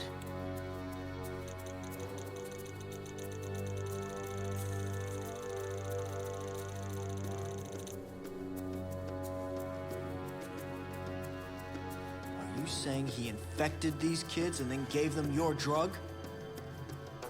That he made 50 little ticking time bombs? I don't know.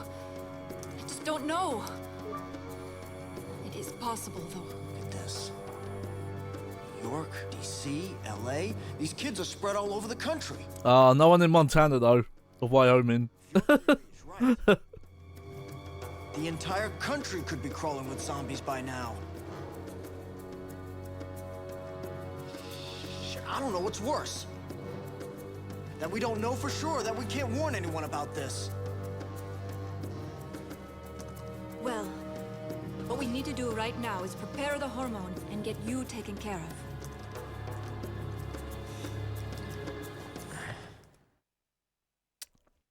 Well, shit. Yeah, North Dakota's fine. All goes as planned. I should have just about all the equipment I need now, but bring me so I could get started.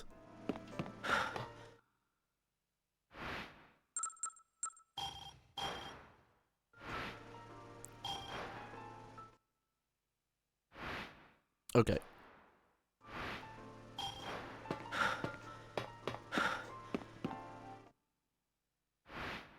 Problem is, I don't know how many she needs at this point.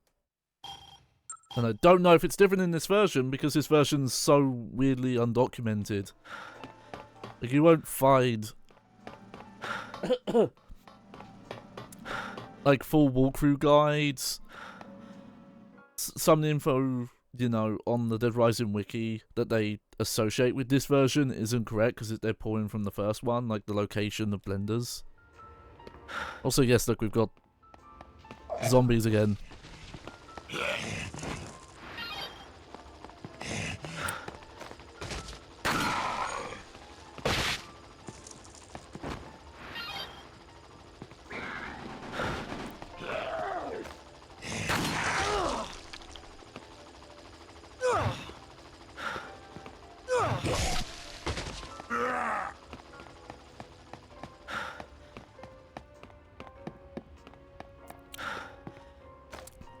Here's the thing, with the way this game's spawns work, this might be really easy.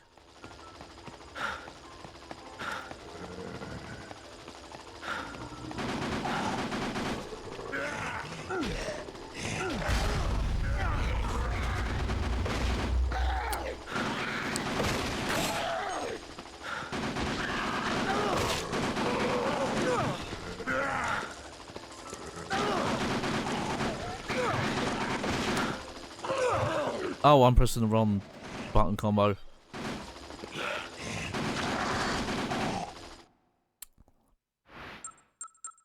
Yeah! There we go. I've been meaning to show this off.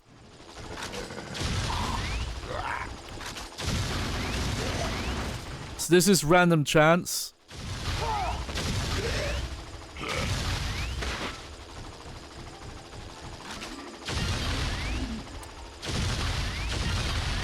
Yeah, this is unique to this version as far as I know.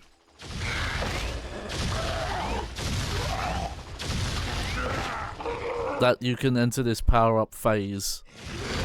I don't actually know if the proper Mega Buster is unlockable in this version, or if this is the only way to do it.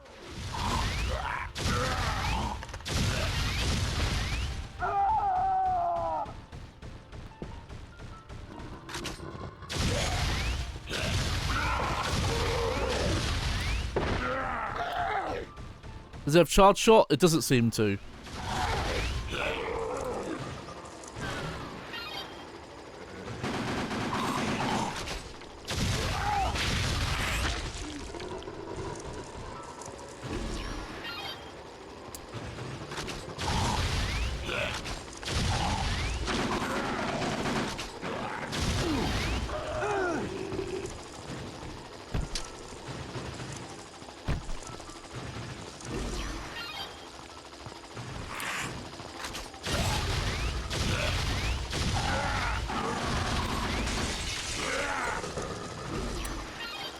Okay.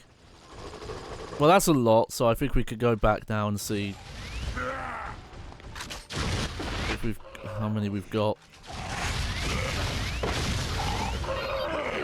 But yeah, I think this, from what I read, it lasts for a certain amount of time. I don't think it's based on shots, I think it's just...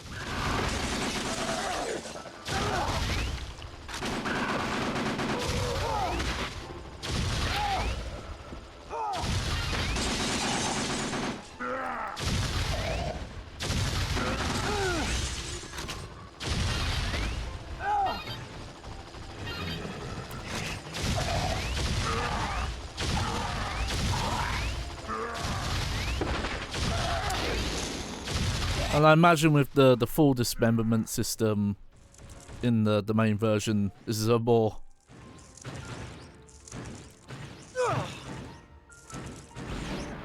fun system. Yeah, it's like that Maverick Hunter game we never got. The one that I'm trying to remember, is that the one Mercury Steam pitched? They were like, oh, we want to do like a Metroid Prime take on Mega Man. I think that was them.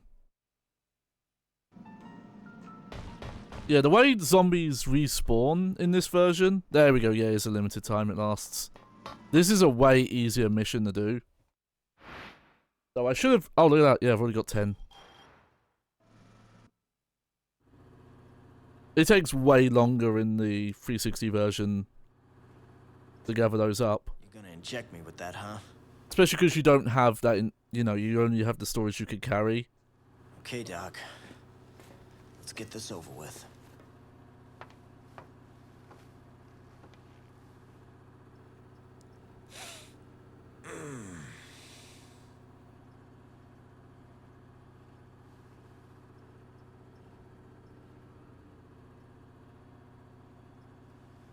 At least I won't have to worry about turning into one of them for a while.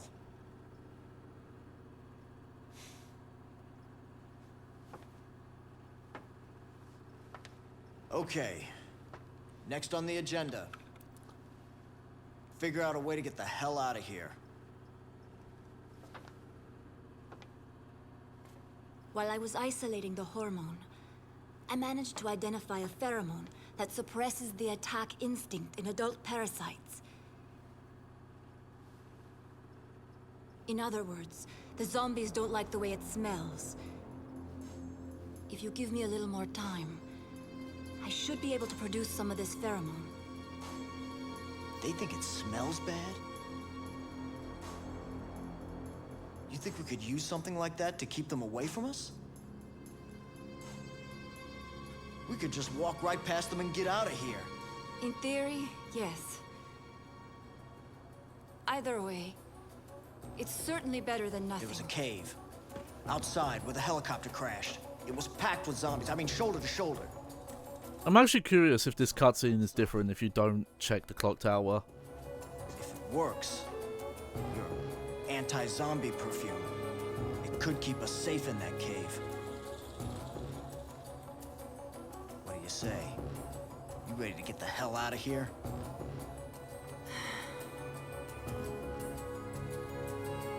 There won't be enough of this pheromone to waste it on experiments. We'll only have enough to use it once. Whatever you say.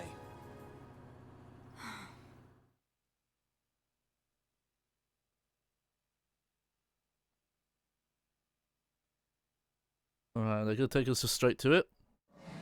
Yep.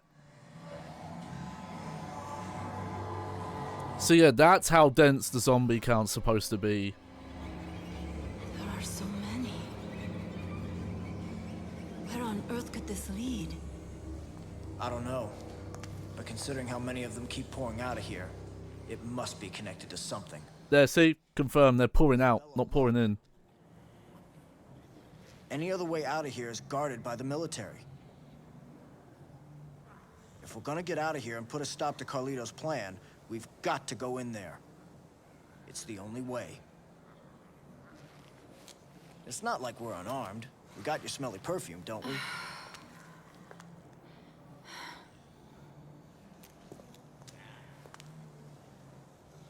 I wouldn't be alive right now if your shot hadn't worked. The perfume's gonna work too. I know it.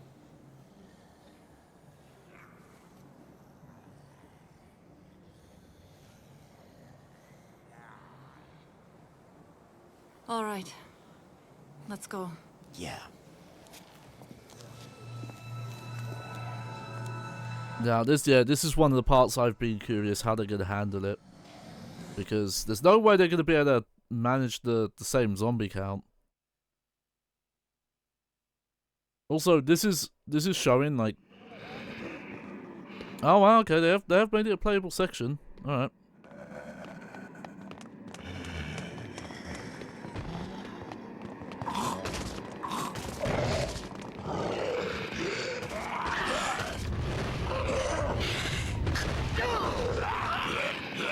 I can't help but noticing that the zombies are still, Oh, this is weird, how they handle this. Yeah, that's different.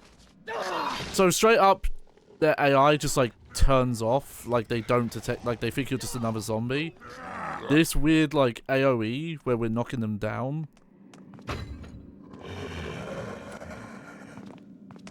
is different.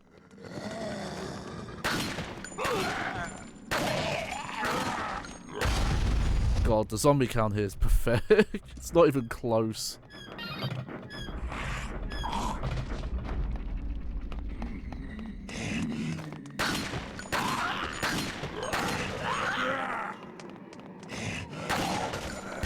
Also, this area is a bit weird because you originally... Oh, I think they're also using, like, lower poly models here to try and keep the count high. But you were also climbing on top of stuff.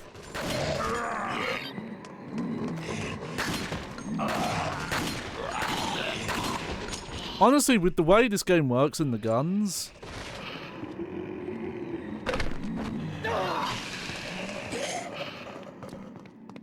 And the fact that they're still dropping ammo occasionally.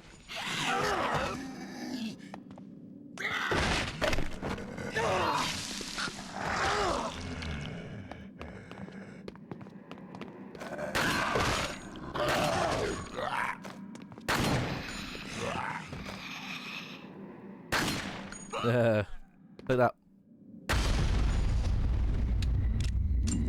Yeah, this part you play very different. Because you have to, like, hold Isabella's hand to make sure she's really close, which they could have done, because this is the Resident Evil 4 engine. And the enemy count would have been, God, not even I say 10 times this. I think it's even more than that. It would have been a lot more than that. And also, this area is a lot bigger.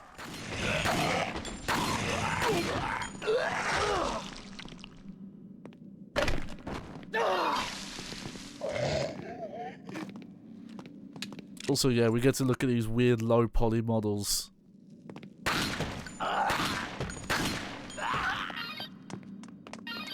We normally don't see them this close, but I guess they were like, okay, if we're gonna keep the enemy count high in this tunnel, we just have to use the low poly models. There we go. That's better.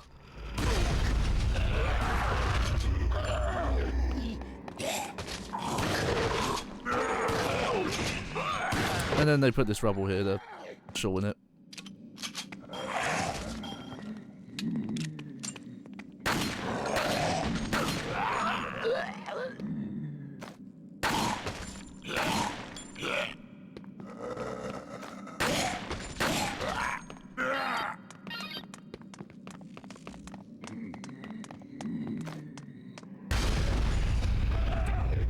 It is so weird that you could just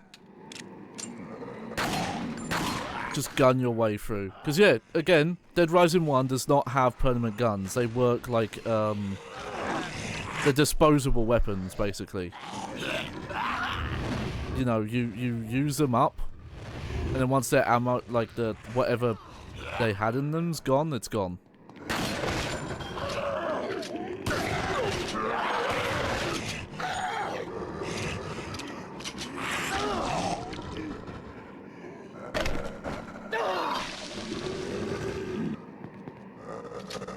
Yeah, I think the way this version works is those melee moves, they just give you more money, not more XP.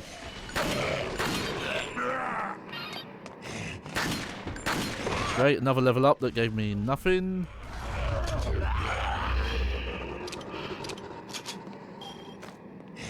You know what? I really don't need them. The Magnum was fucking useless in this game. Like, it wasn't even that useful in the boss fights, honestly, because it's so slow.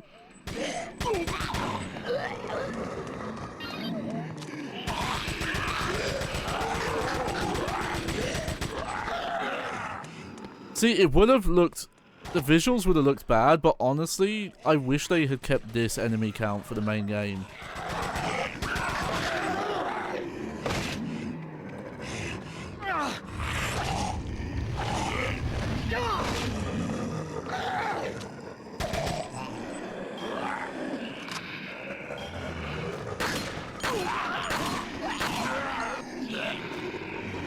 This is honestly the enemy count the main game needed. You know, the what would you call it? It's like the Dynasty Warriors method.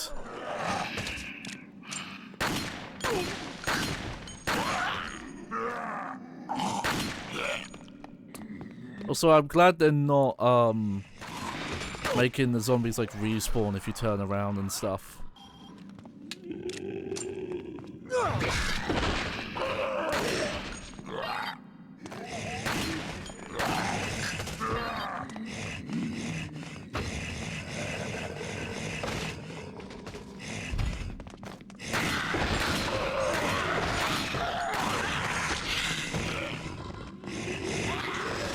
Oh, okay.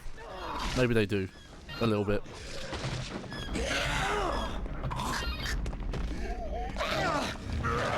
Swin, swin, swin.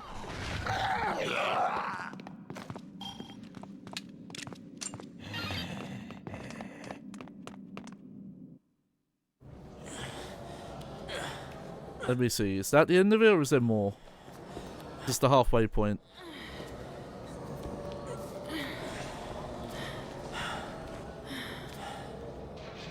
Are you sure this was a good idea? Okay, this was also a longer segment in the original as well. If we can get that gate open, they'll be too busy dealing with zombies to notice us slip by. Wait. The pheromone is starting to wear off. it's only strong enough to cover one of us. Now, how are they going to handle this? Because, yep, they just cut that part of the cutscene out where they piggyback, because they're not going to do that. Hey, I like they gave us a save point, though. Yeah, this overtime mode, they really cut the chafe. Like, it's still a bit chafy, but they shortened the playtime on it a lot.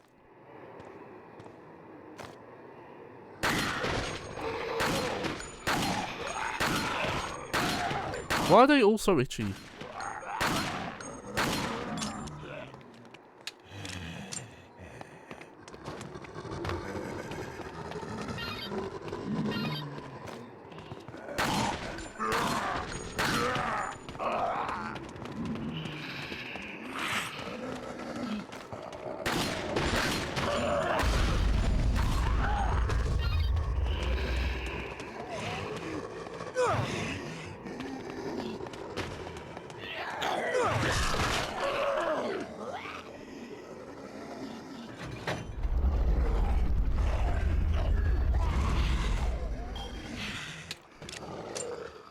This part really makes so little sense when the enemy count is so fucked.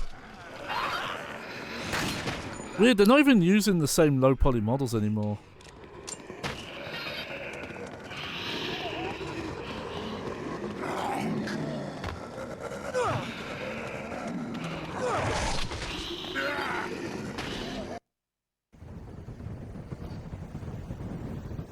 Also, I believe there is a drive-in segment there, and they just cut that out.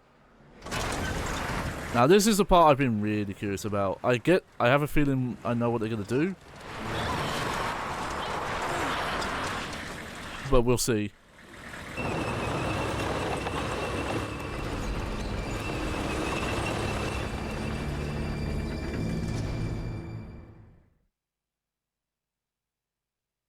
Also, why is this weird quarry, like, again, attached to this mall via a weird... Oh, no! Okay. That's more than I was expecting. I was expecting this to be all QuickTime events.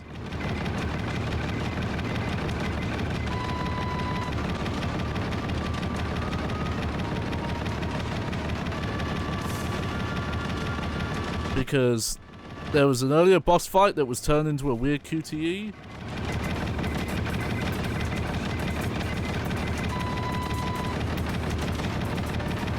Also, you know what? I don't think I realised in this segment that you could shoot at that, like, targeting thing.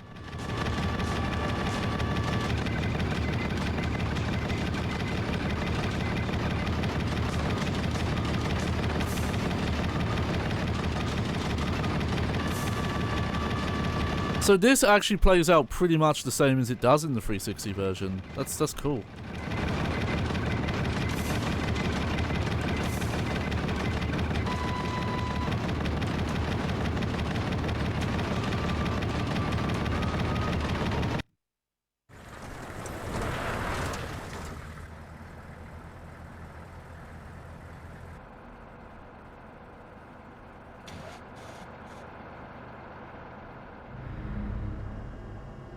These automated machines are no use at all on the battlefield.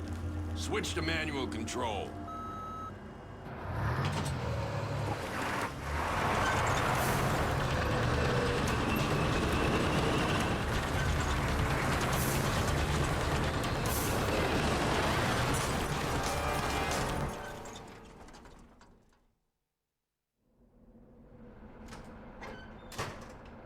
Yeah. Yeah, Louis points out we were controlling her there. Yeah, we were controlling the turret. Now this part... main cannon. Oh, shit. Well, what have we here?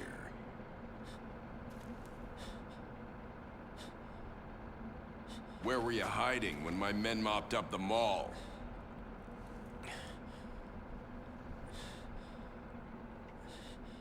On a mission in which the number of targets is unclear, it's difficult to ensure absolute thoroughness. Huh. You have imagination. That's what drives you in your quest to run. Your quest to hide. As prey, you and your kind are much more stubborn than the zombies. How much do you know about the zombies? I commanded the Santa Cabeza cleanup operation. Oh, what a quinky dink.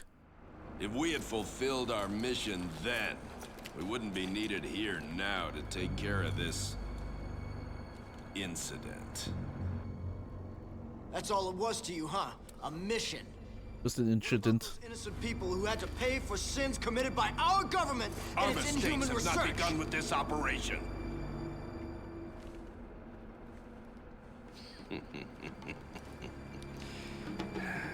Humanity has proven itself to be quite adept at making mistakes. Ha! Hell, it's the only thing we truly excel at. Well then, I'd say this mission isn't quite over yet. Don't you agree?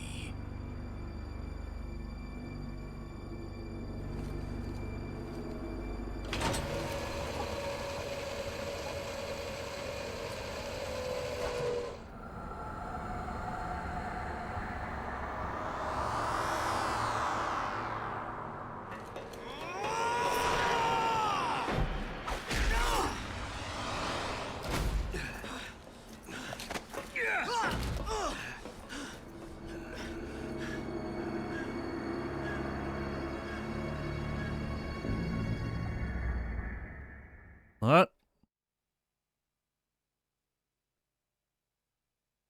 Right, final boss time, let's go.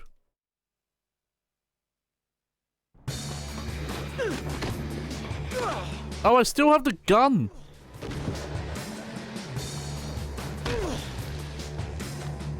I still have all my guns.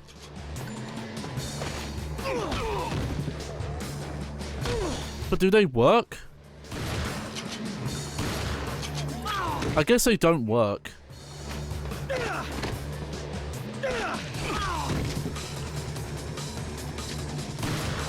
Yeah, I guess he's just immune to gun.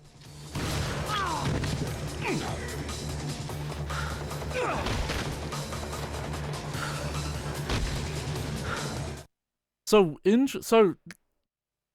that actually makes it play out essentially how the original would have played out.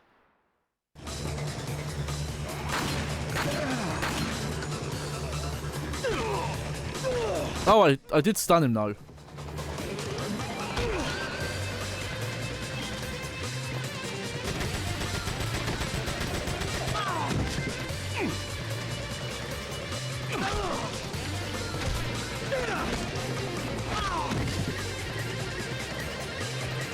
This ought to be fun.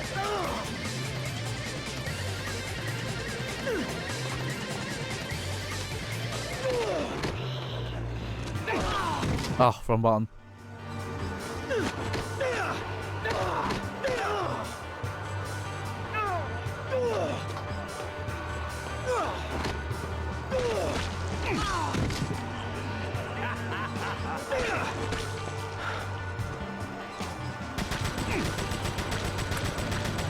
Okay, I guess his head is vulnerable still.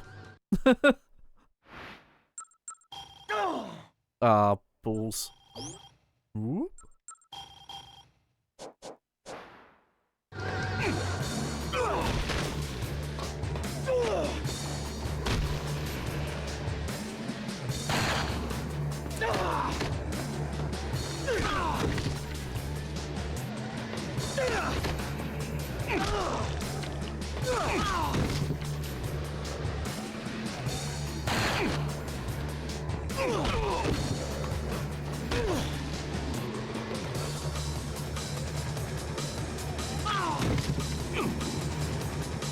This ought to be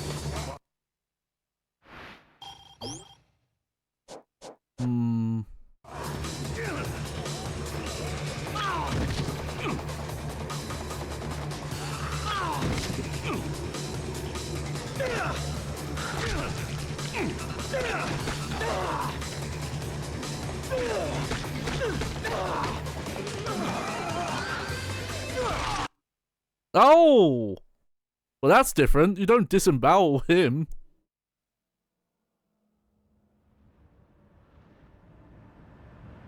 That's funny you can still use the guns if you're able to get headshots, though.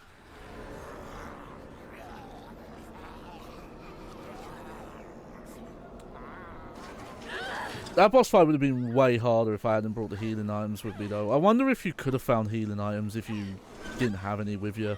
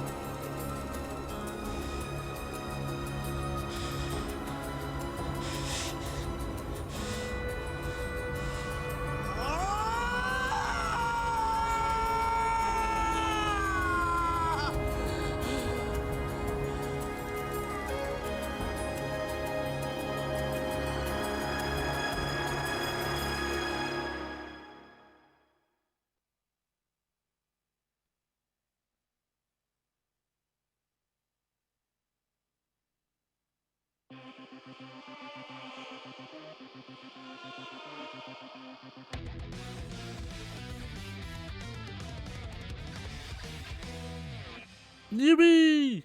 That's it. To be clear, that's how the main game ends as well. They both just end. In fact, there's maybe a bit of stuff missing. There's normally like some text about that just says like, oh yeah, by the way, Frank was able to escape. That's the ending of Dead Rising 1 was always weird. I'm also going. I'm pretty sure this is a copyrighted song, so we are just going to lower everything as much as we can. Maybe they'll have the text. Oh, our friend, our best friend. Look at all these friends. They should have done a version of the game where just every boss turns into a friend afterwards. All right, so. Oh yeah, look at this. Stick a wee screenshot in with these other. Oh, this was a trip. It was, at times, really fascinating to see how they made this version work and how they scaled things down or made them different. But ultimately, this is such a poor version of what Dead Rising 1 was. And the problem is that I don't think you could argue that this is trying to go for a different thing, because it really isn't. It is still trying to give the same idea, like just having, you know, the different feel with the combat, and, you know, be it the Resident Evil 4 combat doesn't. It's not enough like Resident Evil 4 to give you that feel, and it's not like enough like Dead Rising to give it that feel. So it's in this awkward middle spot, ultimately. Obviously, the story is fully intact. You've got that going for it, and that's great. But I really don't know why this was made, honestly. Outside, you know, we speculated about it. We talked about how the 360 was not doing well in Japan, so this game did not have an audience in Japan, and there was more of an audience on Wii. Well, you say money, but I don't get the impression that, you know, like Capcom got a big budget from Nintendo. I think if they had, they would have made a Dead Rising game that was not a retelling of the first game. It would have been an original story. And that's, I still think that's the way they should have gone. I get why they chose to reuse the Resident Evil 4 engine, but I would have gone for an original story. Not, and when I say engine, I mean as in like it, you know, it's using the same controls. It's using a lot of the same scripting and enemy pathing and that kind of stuff. because a lot of games were made on the engines that Capcom were using because they were sharing all that tech, you know? So, ultimately, that's what I mean. Yeah, thank you, Tosei. Look at that, 2 Tosei credit games in a row. But it is a fascinating product, but it's that same thing with Virtua Quest. It's fascinating as a product, but it's not really worth playing. I feel like with this game, outside of some of the enemies you see, what you see in the first hour of this game, there it is. That's the whole game.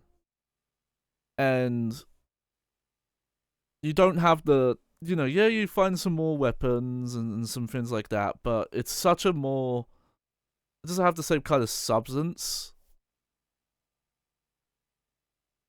that Dead Rising 1 has, and it doesn't have that, so much of Dead Rising 1 is that you're improving all the time. Like, what you've got in your inventory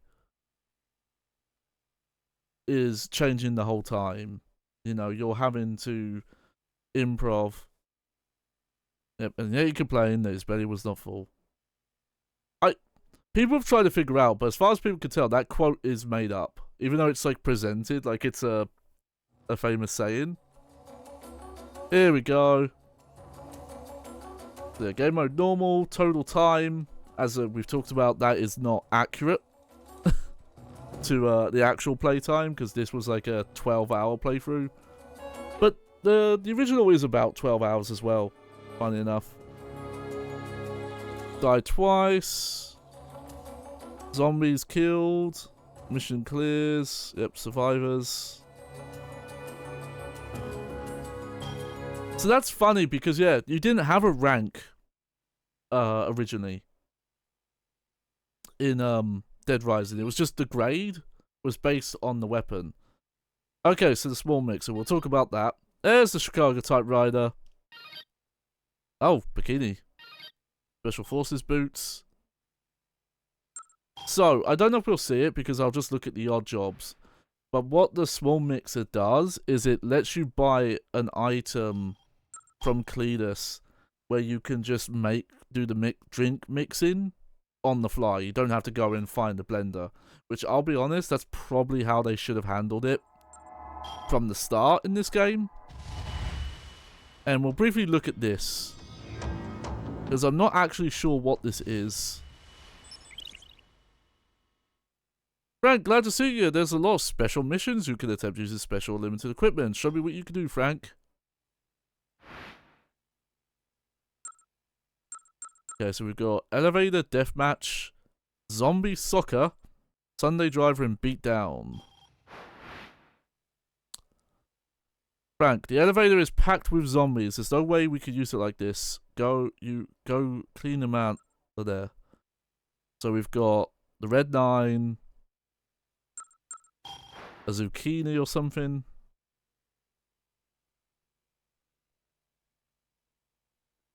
This is another thing.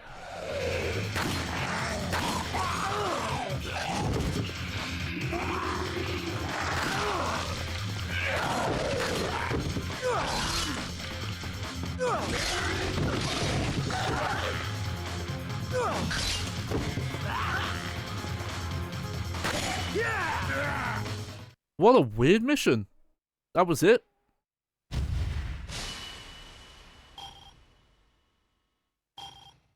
Okay.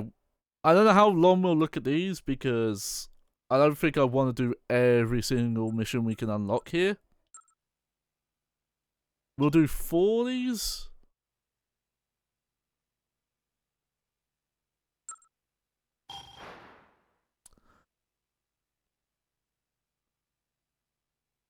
This is the kind of stuff that should have been in the main game, though.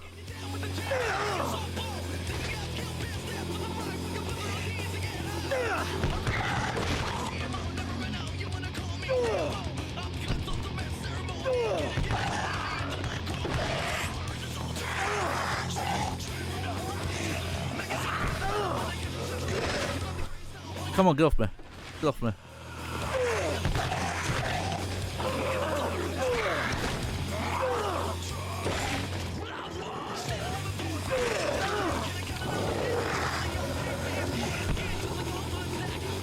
Oh, okay, hang on. I'll read that in a sec, Cass, because...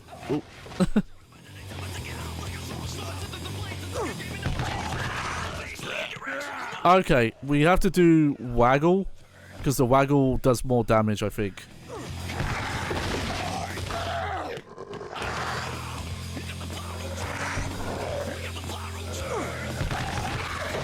Yeah.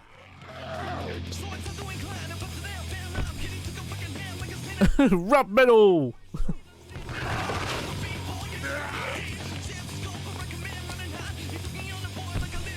I think this was like one of the boss themes.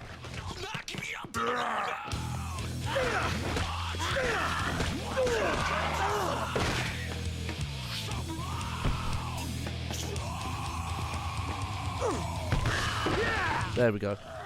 Alright, so yeah, Cassie in chat says, being the first 4 of these odd jobs unlocks a Second Amendments bonus mode. Okay, so we'll do that at least. And, oh, okay, this is good. Yeah, so New Game Plus clears will give you the Killer 7 in place of the repaired Blacktail. And unlocking the Rad Spencer costume, that's tied to being in the game twice. Yep, and I don't think I would ever do that. If I'm being honest. I want to ride my... Hey, whoever named that mission. I do like you get little different costumes, though. Most times don't fly, clear them out with the other, so other traffic could get through down there. So yeah, no unlimited mode. Which, like I said, I was not expecting.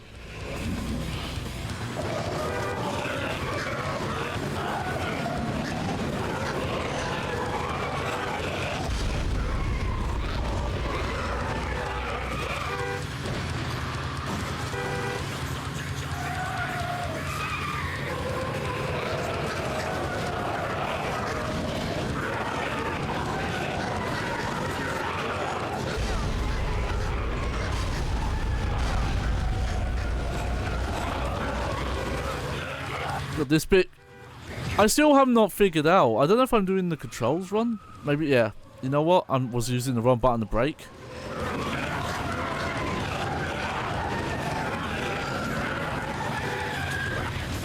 But even with that button, you can't really turn around properly.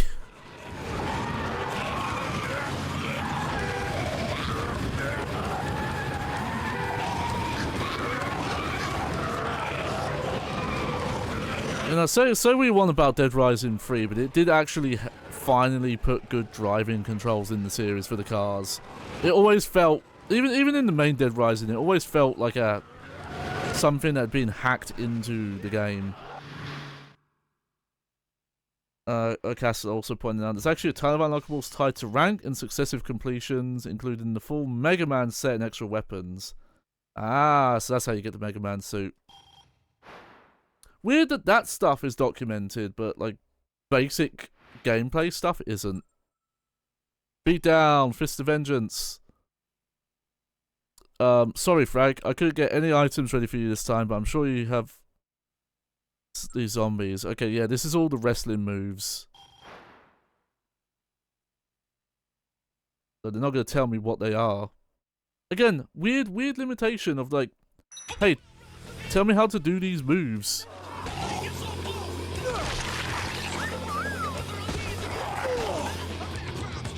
Also, wow, that move looks lame in this version.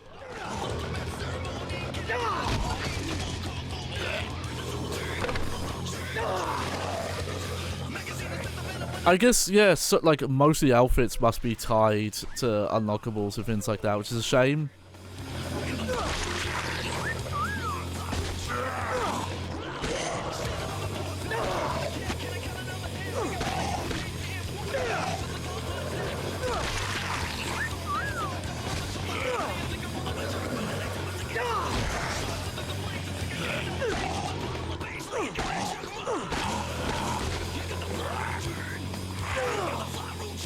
I was trying to see if...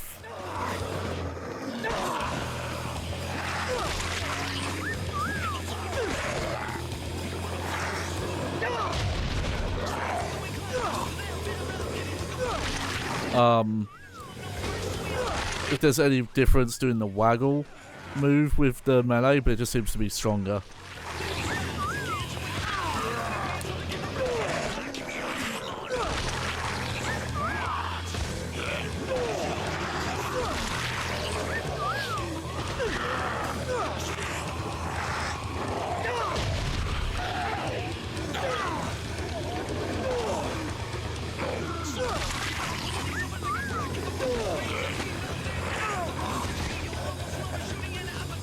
Because the move I want is there's a spinning lariat you can do in Dead Rising 1.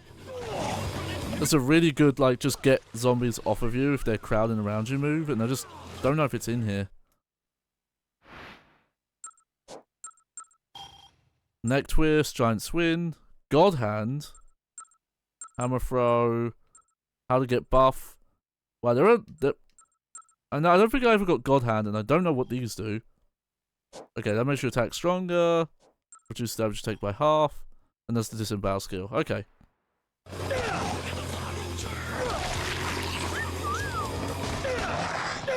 So I guess some moves, like the lariat, are missing.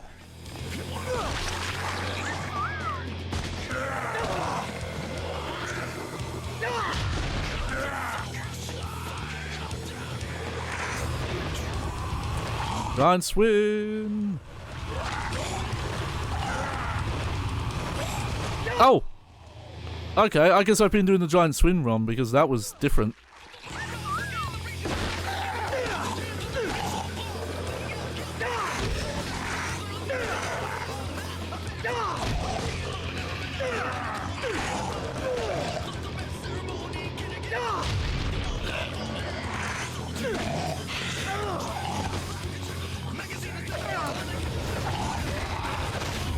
Just gonna jerk the controller off as best as I can.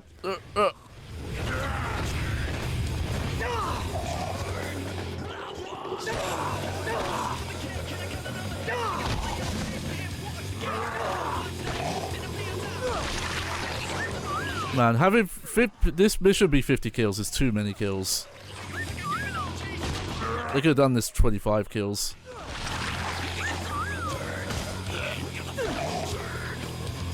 I wonder if there's video out there of the Spencer costume, because that is unique to this version.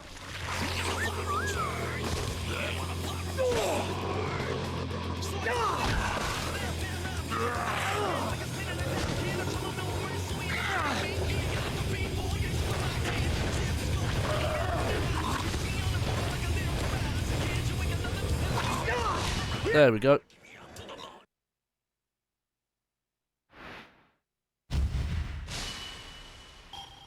Nice. New mission. Second Amendment. Slime generator saying there should have been a Kinect version. Okay, I'm not going to do these missions. I'm just going to quickly look what the descriptions are. We've got some supersized zombies out there. Don't know where they came from, but you got to take care of them before they get bigger. See, this kind of content I think fits this style of game better. Hey Frag, want to take this new bicycle for a spin? There's a course that you can test. Oh, I might do that one actually. There's some invincible zombies. No attacks work on them. I'll do what I can until then run. That's a weird one.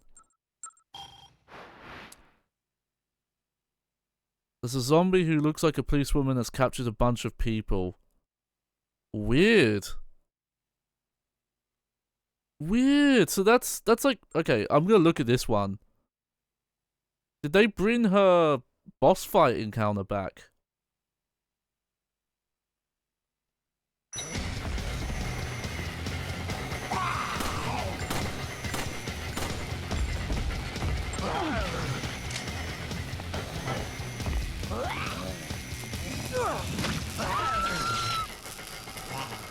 Oh wow.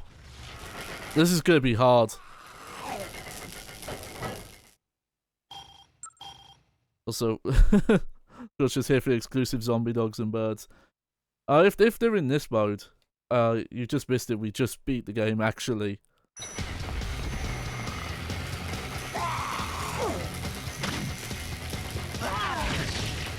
Oh, and Does a lot of damage as well.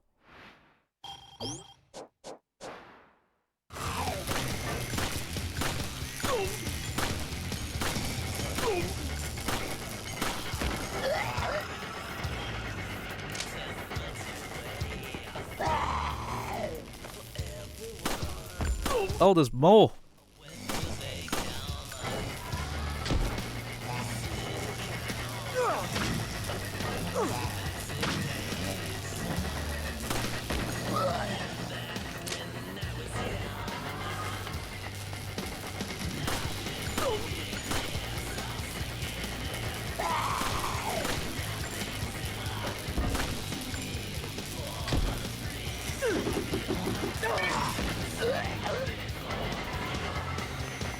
Also, yep, surprise, this has exclusive costumes. Yeah, I was, Casty in chat was telling me about some of them, like the Spencer outfit.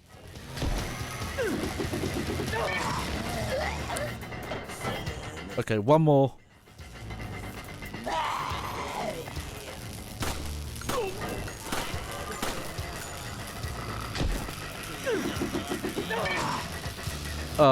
Excuse me? There we go.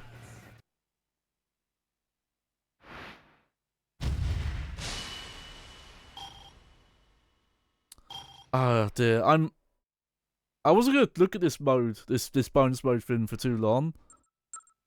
I'm actually having more fun with this part than the main game.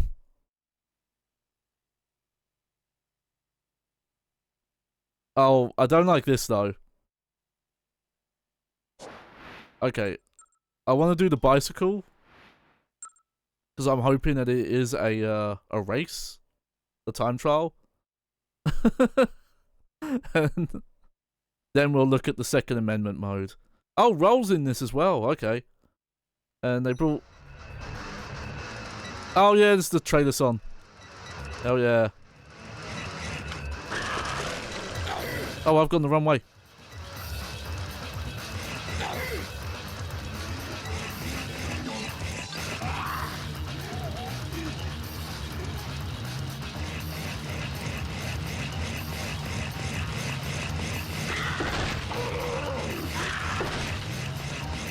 They could have at least put arrows.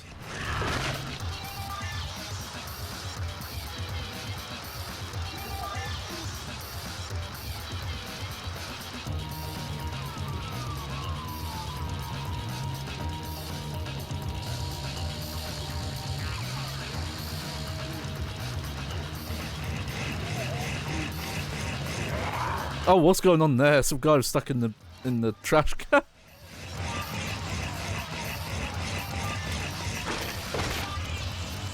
Oh, it's Mega Man Legends role. I guess that makes sense with all the serve bots. Yeah! God, I wish something like this was in the main game. I know it's really goofy and it doesn't make sense. But this kind of weird variety content would have been so much better than the Survivor missions.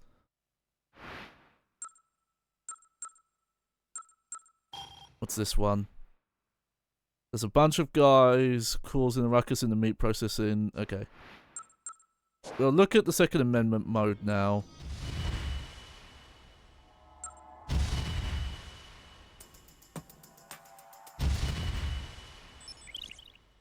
Here you'll find missions where you use the rifle. If you think you're good enough, give it a shot. Let's see how your aim is.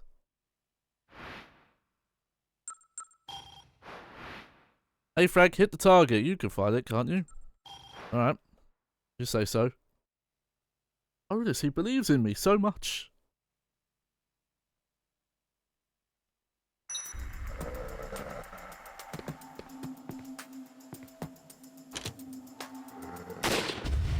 Oh. That was wrong. Scorcher says you play all the way through the remake. It seems largely similar to the original. Makes saving super easy. Yeah, it is an easier take on it. I just don't like... I don't like what that thing was doing though. Like, the art direction is very different. And there's some really just weird, egregious stuff, like the first boss fight with Carlito.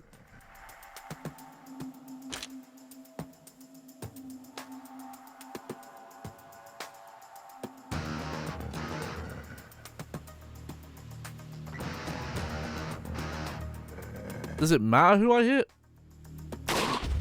It does, yeah.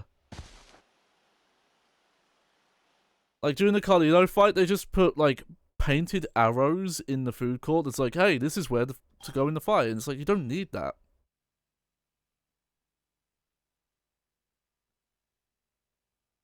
And just, like, all the liberties they took with the mall design, like, making it look super fancy.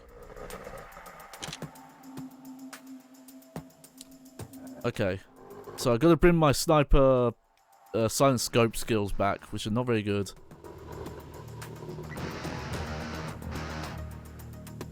Who is the target? Is it you?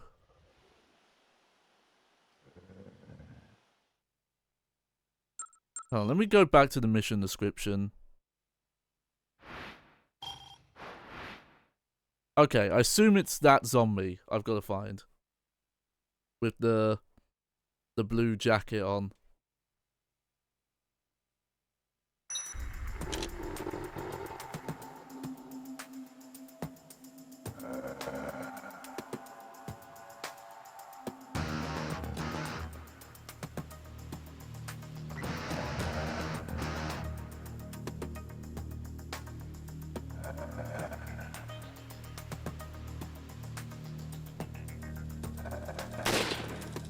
Yep. Yeah!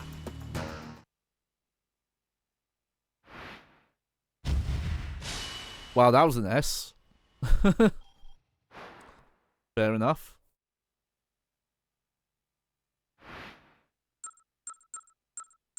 Oh, there's those poodles we were talking about. Okay, bodyguard 1. Beat the zombie without hitting any people.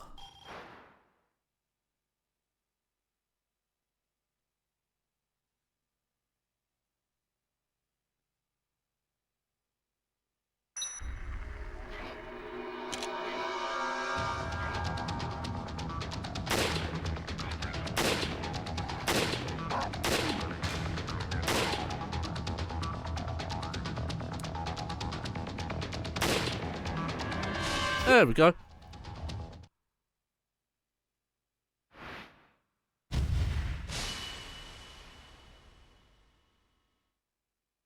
Subject chat saying, I understand why they didn't pull the trigger on this, but I would have liked them to go for a full-on gimmicks here and go for a wacky spin-off mode. Yeah.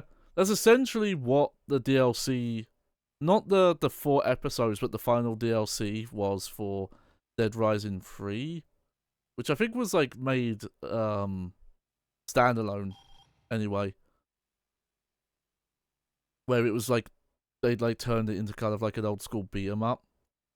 And then, Cassie chat says there's 20 of these Second Amendment missions spanning all the different weapons, 22 odd jobs, with further rewards for getting S ranks across all of them. Yeah. It's interesting that this is, like, where most like new and different content is, as opposed to in the campaign. Like, yeah, you get the zombies based on the boss fights, but they play very similar to those boss fights already.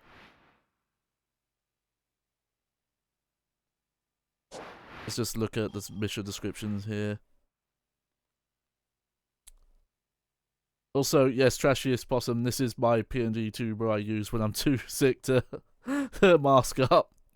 No, I already have a form. I don't need a digital version of myself. I already am digital forever. Okay, I don't want to do that. Naughty poodle. Scarce ammo.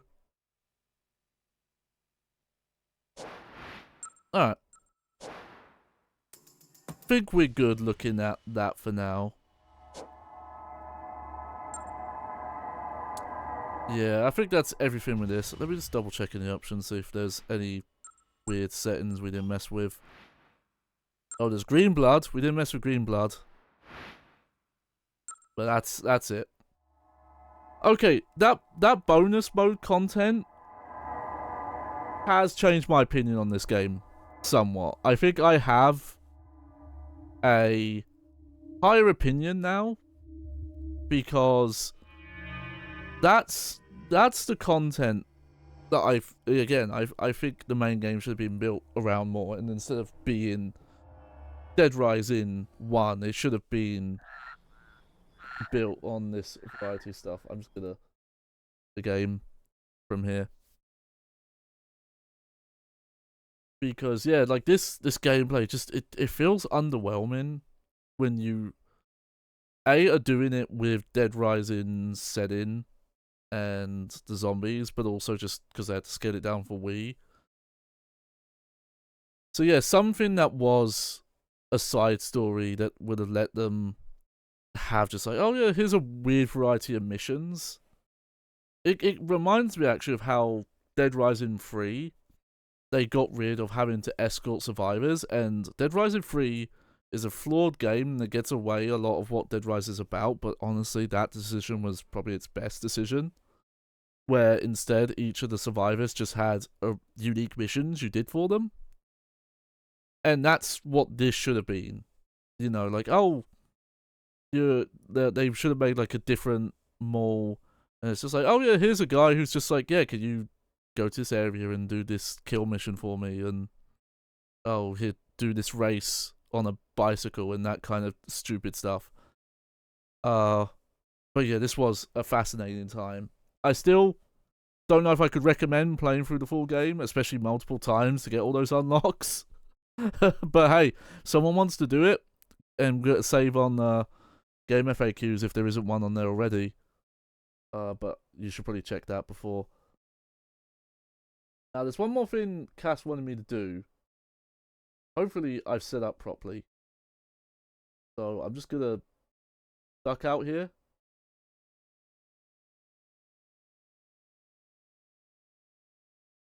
Okay, not quite.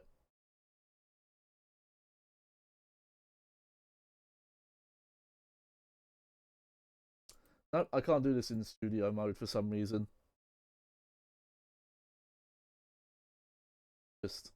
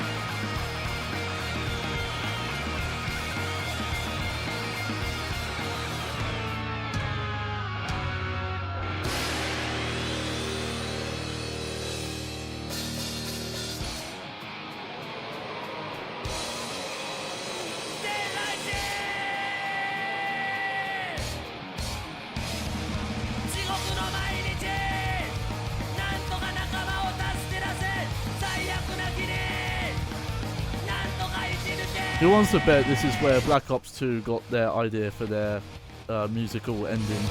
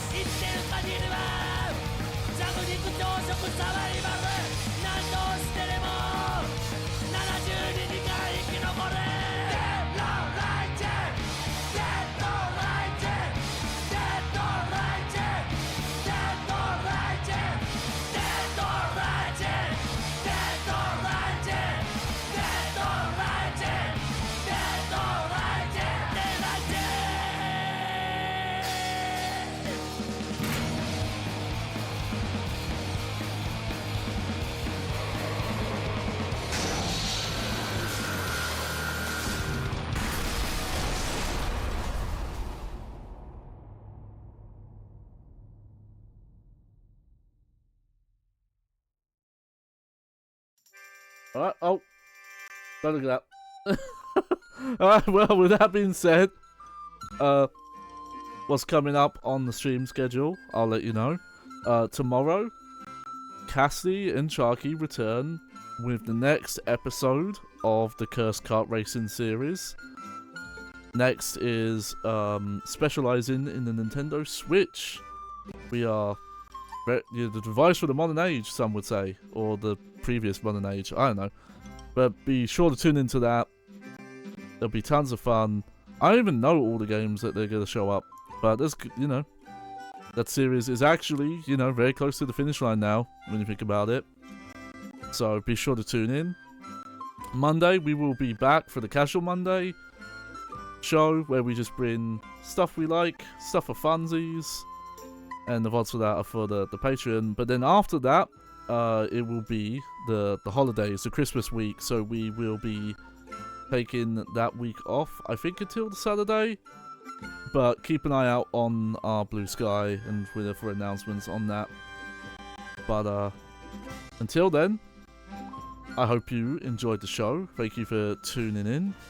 If you like what you saw, if you like this baggy content as opposed to all the normal content, if you liked either of them, consider you can support us by subscribing on Twitch, of course. You can become a member on our YouTube, or you can support us on our Patreon. Any one of the above will give you access to our Patron Saints channel on the Discord server, which gives you access to exclusive content and where you can cast votes on multiple playthroughs. We just finished up a Patreon playthrough, so expect to see a poll in the near future. I think we know what we're going to do, but we'll announce it when we're ready. There's the Discord, by the way. This discord.gg/BGHOF. You know, come talk good games, come talk bad games, talk anything else that fancies your pickle. I don't think that's how you say that. We also have the Bad Game Club this December. We are checking out a game probably more of a bad reputation than actually bad. Final Fantasy Mystic Quest. More breezy, casual take on the RPG genre. And it is quite fun, I'll say, having played it. It is a strange one. It's just worth playing if you've never checked it out yourself. If you cannot support us, though, to get access to the exclusive Patreon content, that is totally fine. We understand. You know, if times are tough, and also it is the season of gift giving. So if you can't spare something, that's totally okay. You can also support us by checking out the YouTube for the Bad Game Hall of Fame. We also have a playlist on there called Recommended Viewing, which is 20 handpicked episodes. 20 videos we think make good onboarding. So you can send those to people who are interested. Or, hey, if someone wants to see what the actual different exclusive content is in Dead Rising Top You Drop, consider sending them this episode if they've never seen the Odd Jobs or the Second Amendments mode. That was definitely some of the most interesting content there. So I definitely recommend sending that to people if you're interested. And then let me have a quick look. See what people are up to.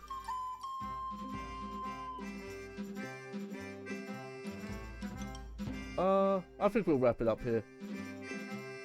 So yeah, I'm gonna wrap it up, and just, you know, for the future, I will be back doing city camera stuff. I am definitely recovering now. I've got my proper medication for my throat infection, so I will be better in the New Year's. So get ready for more baggy content when that comes around. But until then, I have been your host for this evening, or afternoon, or morning, depending where you are, Johnny Baghead.